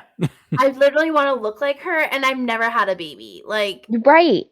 Right. what the fuck? She is so toned. Brock is not training her. I can guarantee that. No. So they end up carrying that fight on over into Tahoe, and it's really awkward watching them over in Tahoe. Yeah. Yeah. Oh my gosh, when they're fighting and Sheena's drinking the Heineken Zero, I'm like, girl, why are you even drinking it? You're acting like you're like, it's giving you some like I'm like, Some, it's like, cool down or non-alcoholic something. beer. Yeah. You're just like drinking empty calories for no reason at all. Like, she's literally drinking calories for no reason. Like, it's Yeah. like you couldn't have like made yourself a mocktail with like one of those poppy sodas or like one of like those like influencer fucking sodas that I don't know what the fuck prebiotic means, but whatever. Yeah. Literally drink a fucking like energy drink, but why are you drinking Heineken Zero? One, Heineken tastes like shit, and then like two, Hey. you're drinking like zero. You're Hey. drinking beer, which tastes like shit. Like, Exemplary. beer doesn't taste Yeah. good. And you're No, drinking yeah. beer that's not Hey. getting you drunk. Yeah, exactly. Like, if you're gonna drink beer, it's like, okay, I'm gonna get drunk. I'm not going to have beer slander on this podcast. I can't drink beer. I have Crohn's disease. I can't drink beer. I can, though. So I'm not I going to have get- beer slander. I get so probably bloated could when I drink like beer, like now that like I'm on the medication and stuff like that, but like I'm not gonna fucking risk that. That shit's gonna hurt my tummy. Yeah. Imagine me trying to digest barley. My Crohn's disease is Yeah. not gonna be happy. Yeah, definitely not. My Crohn's disease is gonna be like, bitch, what the fuck do you think we're gonna do with this? It's okay. I'll drink it for you. There you go. So they end up going to Tahoe and they do explain the Graham thing, and Lisa Vanderpump ends up taking him on the private jet to Tahoe, and that's how he gets there. There wasn't a reshoot, so at least like they did explain that, because I was like, what the fuck? Yeah. Lisa brought him. Yeah, she brought him in the plane. Mhm. So anyway, so he ends up so Graham is there, and can I be honest with you? Can we on this podcast not talk about Sandoval as much as possible? Yeah, I don't care. I'm fine. Like, Okay. can we make that a rule? Because like I've been like sitting here watching him, and I'm like, I don't even want to watch you. So Yeah. how about we just don't even spend any time on him unless we have to? I don't think anything Okay. happened with him this episode. So Well, he It was was like just- there. He was there in Tahoe, and I have his name written down for some reason, and it's like just a note about him. And I was like, I'm probably just calling him a piece of shit. So why do I care? Yeah. No, it's just a lot of him being awkward with everybody because nobody really wants to talk to him, but they're still trying to be like civil with him. Like that's Mhm. what his role was up until the end of the episode. So Yeah. So like, I just kind of don't want to spend any time on him. Okay. Fuck him. I think the show would be better off without him, and maybe we should stop spending time on him, and maybe we should stop talking about him, and maybe they'll kick him off the show. Like maybe if we stop giving him attention, maybe like we will be able to get him off the show. Yeah. That's what I'm hoping for. Because down. I don't think that we should be rewarding the behavior that we're seeing from him. Yeah. I agree. I'm very big on that with like Paradise too. Like, why are we rewarding these people's behavior? Because there's like a certain, you're on reality TV. And like, Yeah. I get that like you're trying to get your 15 minutes of fame. Like, I'm here for you. You know, like here on this podcast, like we understand what we're watching. Like we get that we're watching a produced television show at the same time of like this reality television show. Like we get it. What was it? Where was I going with that? Ignoring Sandoval. Yeah.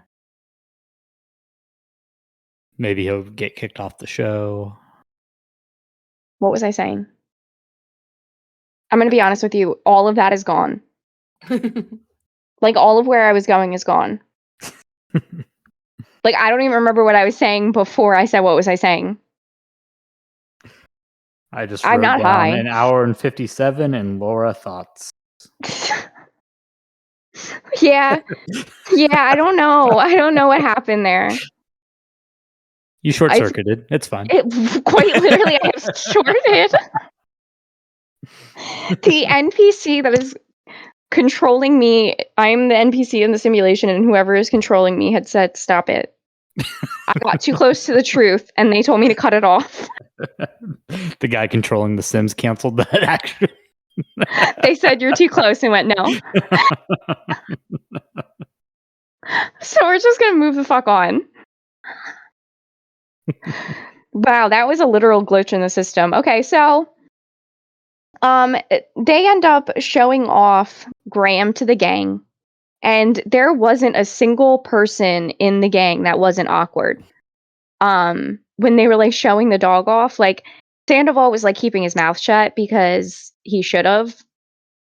Like he had nothing But like, to do I with mean, Graham. Sheena was like, Yeah, Sheena was like, okay. And like Lala was like standing next to Sheena, like, and like, I mean, Cool, you brought the dog all the way over here to show us. Like, we don't care.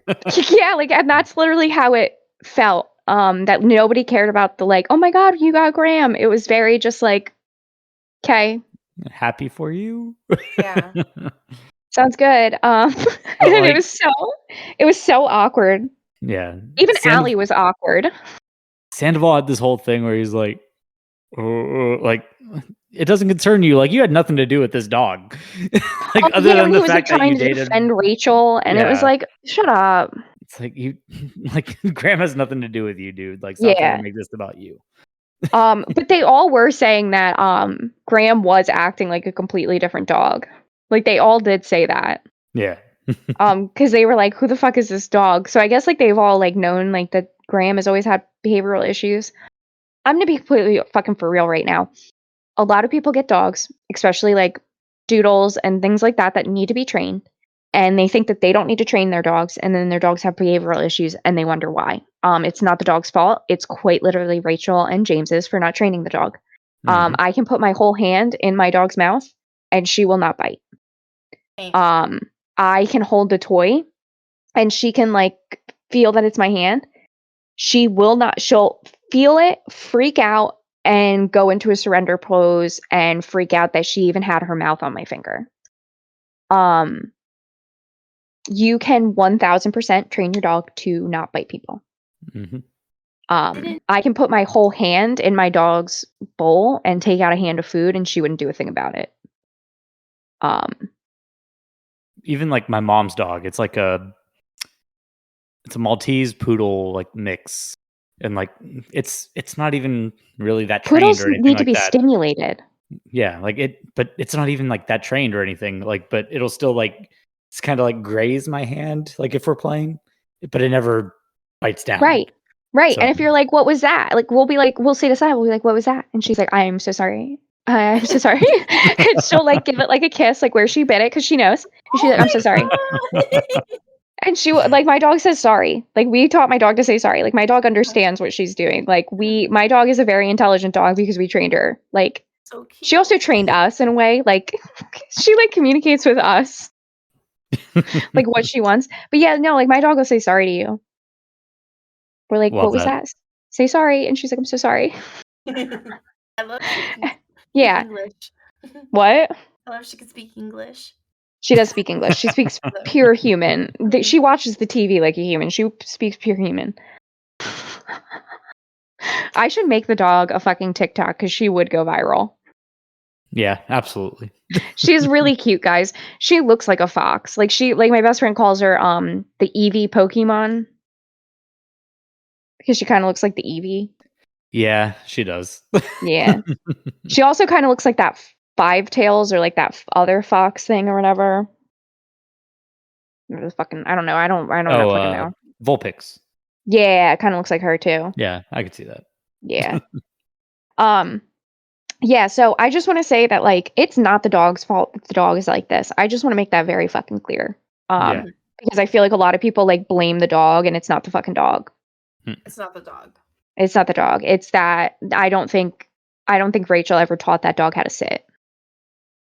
Mm-mm. Like I don't think that dog understands how to sit. Yeah. And now we're like 4. Yeah. And honestly, like it happens a lot where like people like just get a dog because they want a dog and they don't understand that you have to do other things with it. Like until I got my first dog, which is Sky, I probably never would have thought the same thing. Like I probably would have never understood because I never had a dog. Yeah. And I feel like that's her. And what is James gonna do? James is like, yeah, bite me. Yeah, I'll play with you while you bite me, which is rewarding the behavior. Yeah. James did send formerly Graham, now Hippie, to like some training or something. Good. I think. Don't quote me. But I feel like yeah, because again, like shit happens, but at least like you are putting an effort to try and make it better. Like if you're putting an effort to try and make it better, like nobody can say anything. Yeah. Including me, because at least you're trying. Like you understand it's a problem, you get it's a problem, and we're trying to fix the problem. Mm-hmm. Nobody's perfect. Nobody's going to get it perfect. If he's still a little nippy, it makes sense. Makes sense. You know, like if he still communicates with his mouth, makes sense. Yeah. Yeah. But yeah, so I just want to say that it's not the dog's fucking fault. Oh, the one Sandoval note that I have is the wall. When they were smashing the wall. Yeah. Ugh. I have that was never so fucking cringy. when he was like saying it and everybody was like, and Lala's like standing in like ear range and is like, but we're not going to talk about what you did. Yep. Like everybody there was just like, how about, taking accountability for yourself? I think it was Sheena who said like, you could take accountability. Like all of these things were because of your actions. And then like right after that is when everybody's like, Lala. Like, yeah. And she's like, yeah. And Lala's like looking at him like, I'm standing right fucking here, you idiot. And she's like, do you think that Lala's looking at him like, do you think that anybody's going to watch this and think that you're not making this shit up? Does anybody think that they're going to watch this and not think that you're putting on an act? Like, we see through your bullshit, dog. Like, we see it. Most of us haven't liked you in years. Mm-hmm. Yeah. Most of us tolerated you because of Ariana.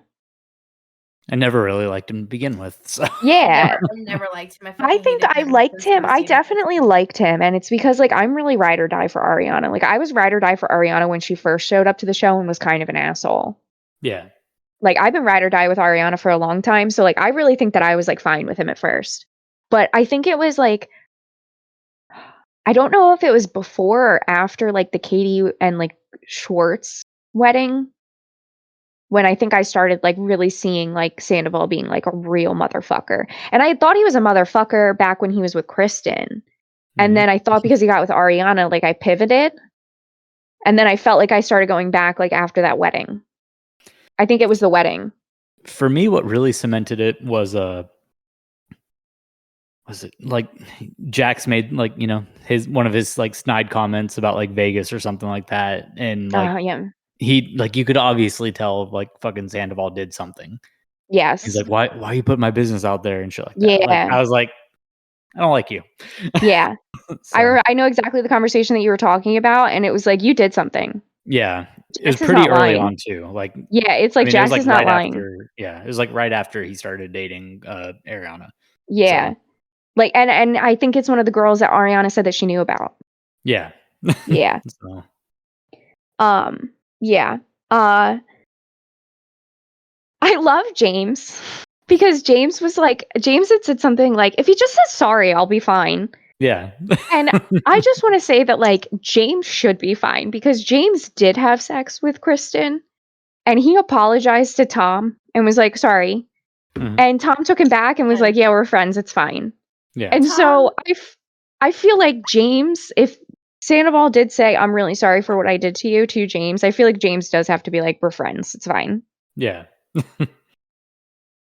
So I just want to say that I would forgive James for being friends with Sandoval again if Sandoval apologized because like an actual apology though. Yeah. Not just like a real apology, not apology. his And I don't think James is going to take like these stupid little sorries that he's saying. Like I think he means like I want a real apology.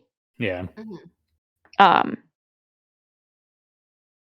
Oh, when Sandoval takes the photo of Brock and as I said I don't want to spend any time on Sandoval, and then everything I've said is Sandoval. Because they make it about him, like you can't really avoid it. When I love that they sat Brock next to Tom because Brock wasn't being openly mean to him, but he also wasn't including him. Yep.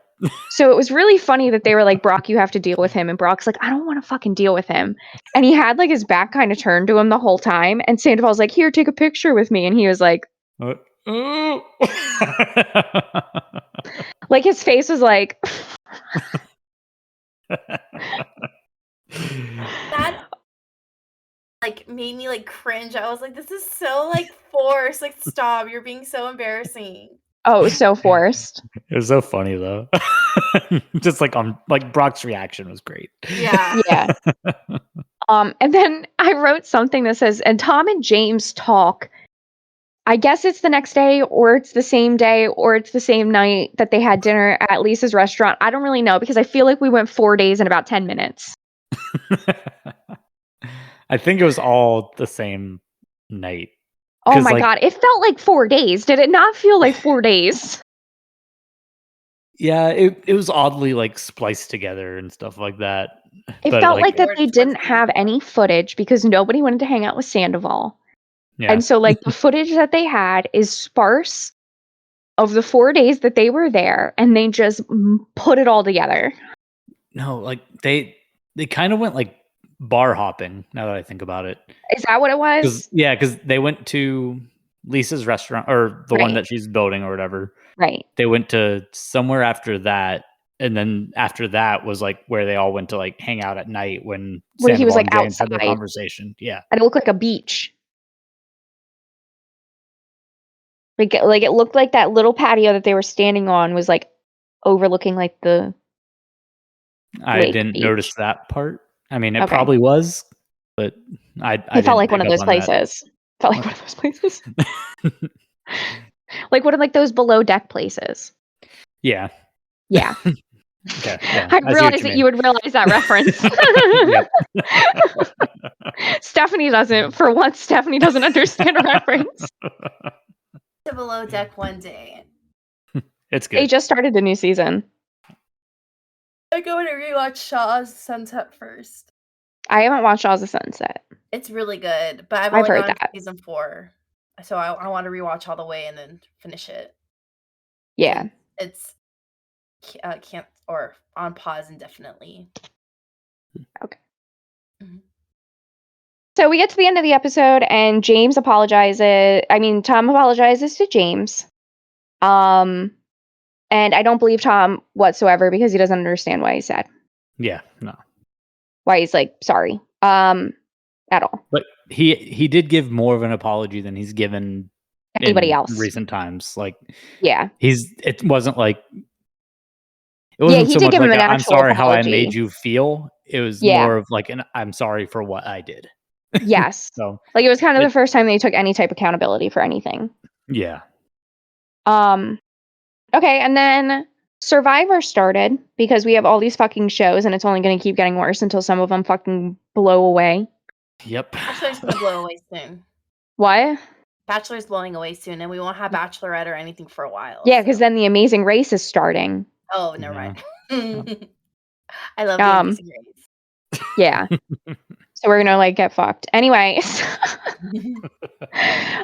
So this was just everybody meeting each other. We get like an idea of who everybody is. We have our first challenge, whatever. My favorite experience of the marooning, which is when they all end up on the beach for the first time and they all talk to Jeff there, is when Jeff is like, kid in the back. Or like guy in the red shirt. And it's like he acts like he doesn't know their names, like he hasn't been there in every step of the casting process. I know, right? And I think it's the funniest thing because it's so clear that he knows every single one of those names. And I know that they're doing it for like a story aspect because why would Jeff know the names? So I get why they're doing it, but it's just so funny. I love Jeff. I know. I love Jeff Probst. My dog loves Jeff Probst. Every time like he comes on with his hair, she like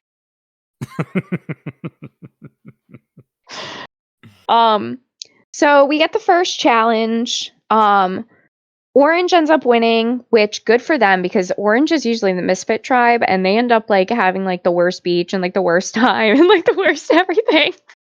And so it was nice to see them win. And then Green ended up getting second because because Green got second, they got to pick whichever task that they wanted to do, the sweat or the savvy task.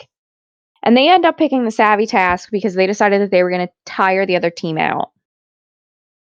That didn't work out because the other team that was doing the sweat challenge had that the Jelinski guy or whatever and quits. Yeah. And throws the hourglass for absolutely zero reason. No, they both quit. Oh. That'll be on that. We'll talk about that later. But Did they both quit? No, he That's did. what But Okay. like at final council, he was just like, "Yeah, we quit the challenge." And Q Q had in his fucking, like, one of his things right after. He's like, I didn't want to quit, but, like, what am I supposed to fucking do? Yeah, and like even even at that like I'm sorry, go ahead. No, you go ahead. Oh, I was just saying, like, even at like that tribal council, like Jeff was trying to like give like Jelinski or whatever the fuck his name was, like a chance to like basically hold himself accountable. He's just like, yeah, like, you know what happened? He's like, yeah, like, you know, we just I'm not a quitter, just except for that kinda time that you quit. yeah. On the other And then he's side, like, quit. it's like, you're just like, you're not gonna say you quit. And he's like, yeah, we quit the challenge. It's like, so you're still not gonna fucking say you quit. Okay. Yeah, They had so Yeah. much time. They probably could have done it. They had so Mhm. much they could time. have. And they're men. Their legs are longer than women. They could have done it. And he just gave up with so much time. Like, I would have, if I was Q, I'd have been like, okay, well, sit down. I guess I'll do it. And then I would have gone and told everyone, and I wouldn't have wanted to do an alliance with him at all. Like, what the fuck was, like, It was horrible. It was a horrible idea. Yeah. Because at least you could say you made the effort at that point. Like, honestly, Jelinski did everything wrong that you could do wrong. Mhm. So I just want to say that there's that. Who's that chick? There's a chick on the orange team, and she looks like a chick that's on the green team, but they're not the same person.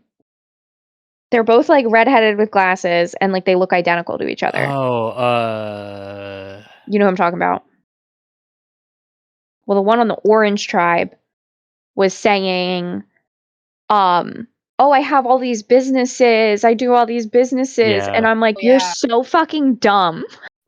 Yeah, why are you Like, not saying only that? are you like, oh, I have all this money, you're also the nerdy girl is your perception. And so, like, you're not perceived as, like, strong. So you're, like, a first fucking boot. If you don't think that they can't find somebody else to do a puzzle, you have another fucking story coming. Like, if your argument is, like, I can do the puzzle, it's like, bitch, we all can do the puzzle. We did it. We practiced the puzzles before we came out here. Like, you're not that special. Like, that's what people need to realize. The only thing that makes you special at puzzles is if you can do them incredibly quickly. If you Yeah. can't do them incredibly quickly, you're like the rest of us. Yeah. That's what Anybody people don't can figure it understand. out eventually. Yeah, like that's what people don't understand. Like, I can't. Like, okay, I'm good at puzzles. Okay, like, are you fast? Okay.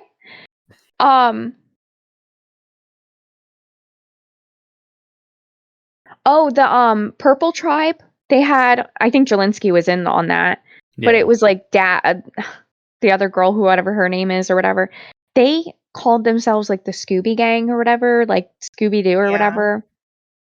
The one girl looks exactly like Daphne. Like, I don't know what her real name is, but I keep calling her Daphne because she has the red hair. She's in the pink top, the purple shorts, Oh, and it's she has the Kinsey or something like that, yes, isn't and it? then she has the headband, the buff on like it's a headband. And every time I see her, I'm like, you are Daphne. Like, you actually look like Daphne. Purple outfit and everything. So I like literally like I'm like, oh, it's Daphne, and I know that's not her real name, but it's Daphne.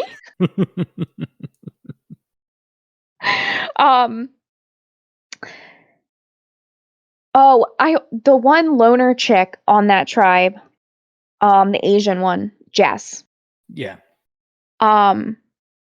I feel like that Jeff Probst put her on that tribe because like she does get along with the women on that tribe.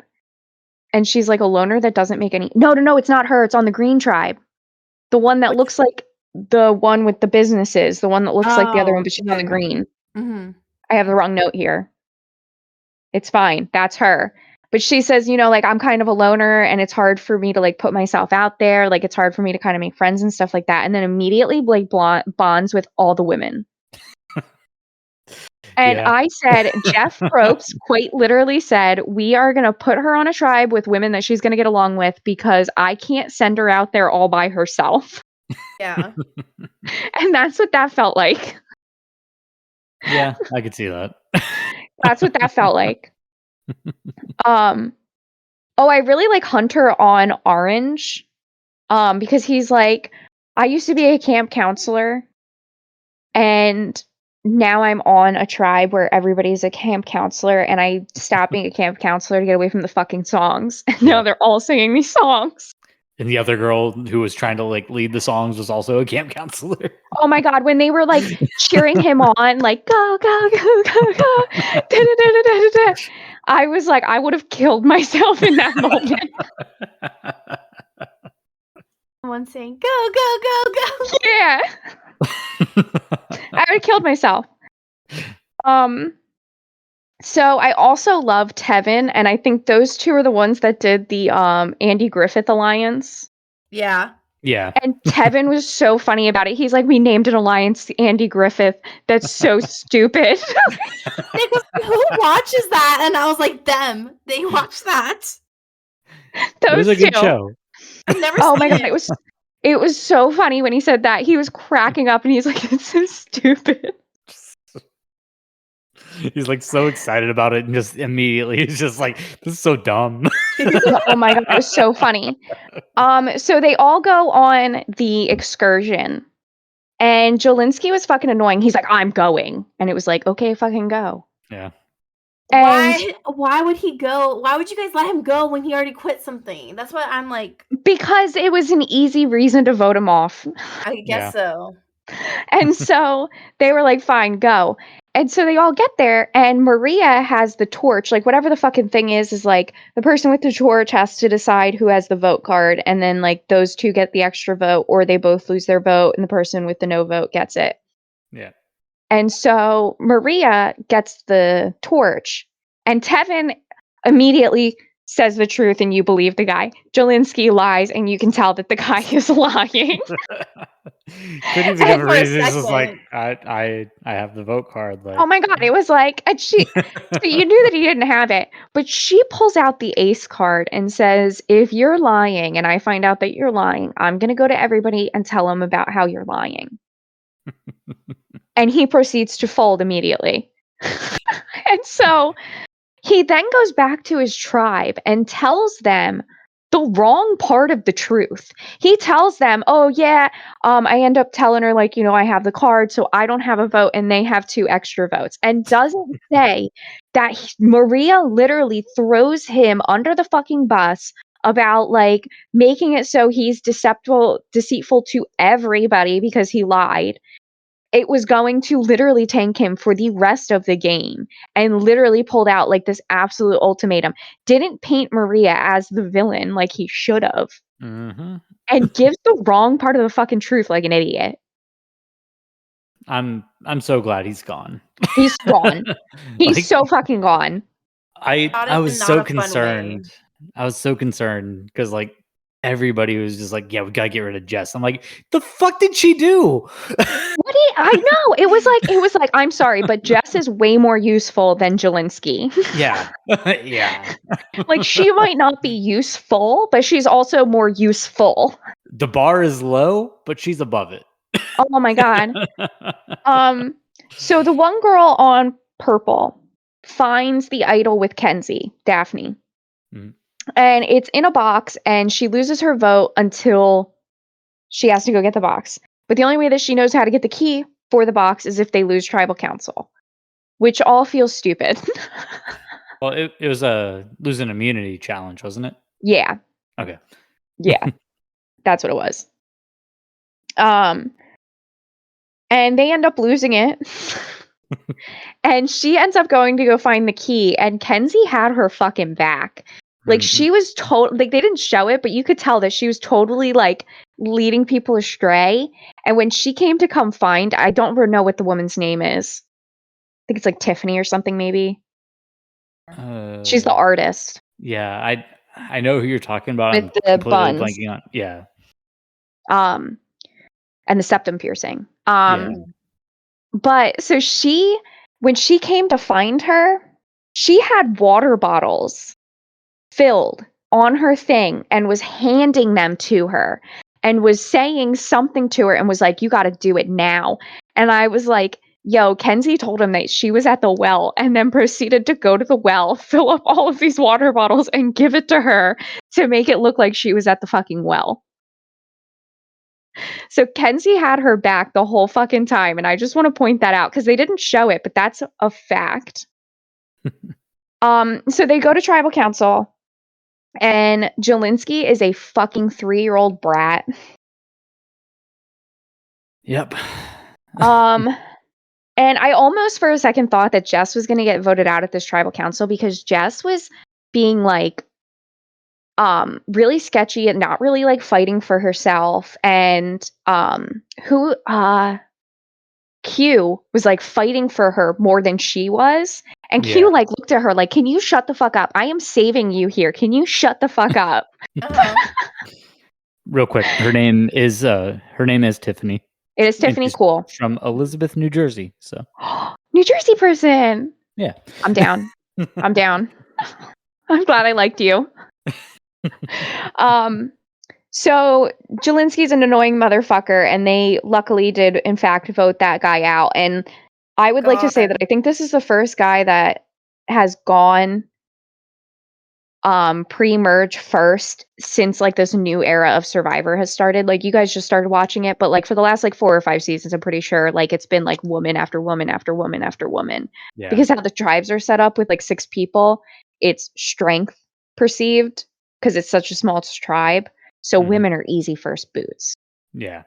And so I really like the fact that they didn't get rid of Jess and Jelinski went because it's about fucking time. Yeah, that's a big reason why I was like, don't fucking get rid of Jess. Like, yeah, because I know you said like they typically tend to vote out women first and stuff like that, and I'm like, you have a guy who's obviously showing you he's worthless. Don't vote out a women just because strength. Yeah. So I was really happy about that. I was like, thank God. Yeah, same. So Survivor's always good. Survivor's always going to be good. Survivor's always going to keep us going. Yeah, I agree. Yeah, are you guys liking it? I know Stephanie loves it. I love it. I don't like Jelinski, and I'm so happy they send him home. I'd rather them send him home first so I don't have to see him anymore. I know. Yep. And then to get rid of Jess after, I don't care. She doesn't talk too much. Yeah, the other guy was too annoying to be. Yeah, he was too much, guys. Yeah, I'm excited. I felt like I didn't see Jess at all this episode, and then everyone's like, she has to go, and I'm like, the fuck are you doing? She's perceived the smallest, so she's weak. Yeah. Stupid. And then she put herself at the end of the puzzle, but she was the reason that they even got half the puzzle done. Yeah. She's smart. She is smart. And Jelinski was like... like, she's a fucking software engineer. Like, she's smart. Yeah. He's a 21-year-old slot machine salesman, apparently. Like, which makes such sense because he's so smarmy. Yeah. He is. Yeah, no wonder he's a used from Las Vegas. No wonder. And I totally understand where Jess is coming from with like not being on her medicine and stuff. Like, she's kind of all over the place. I get it. Yeah.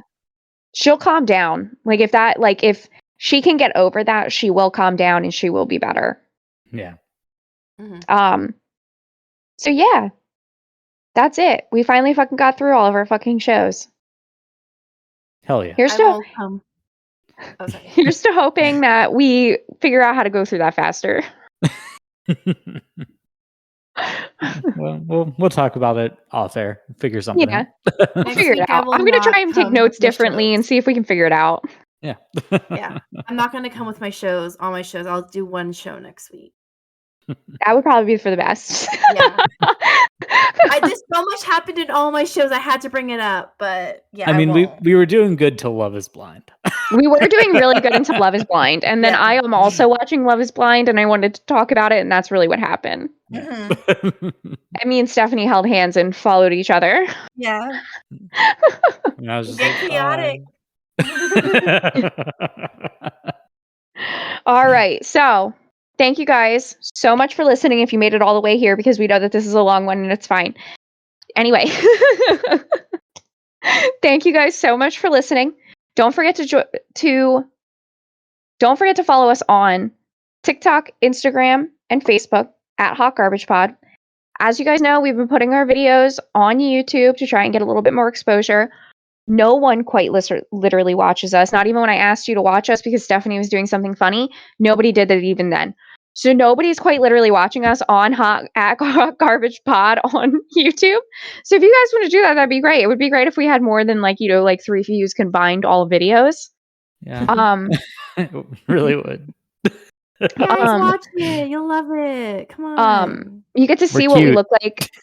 You get to see like my disheveled background all the time. I took out my garbage because last week I almost showed you guys like my fucking full ass garbage can. So I took that out. My gummy bears are holding this end of the blanket up. The big gummy bear bag is holding it up. Amazing. I don't know if you can see it up there. Yep. Yeah. You can also see all my books and stuff that are also holding it up for my school. Up there is gross. Up there is I need to clean. But thank you guys so much for listening. Thank you guys so much for joining us. And as always, stay trashy.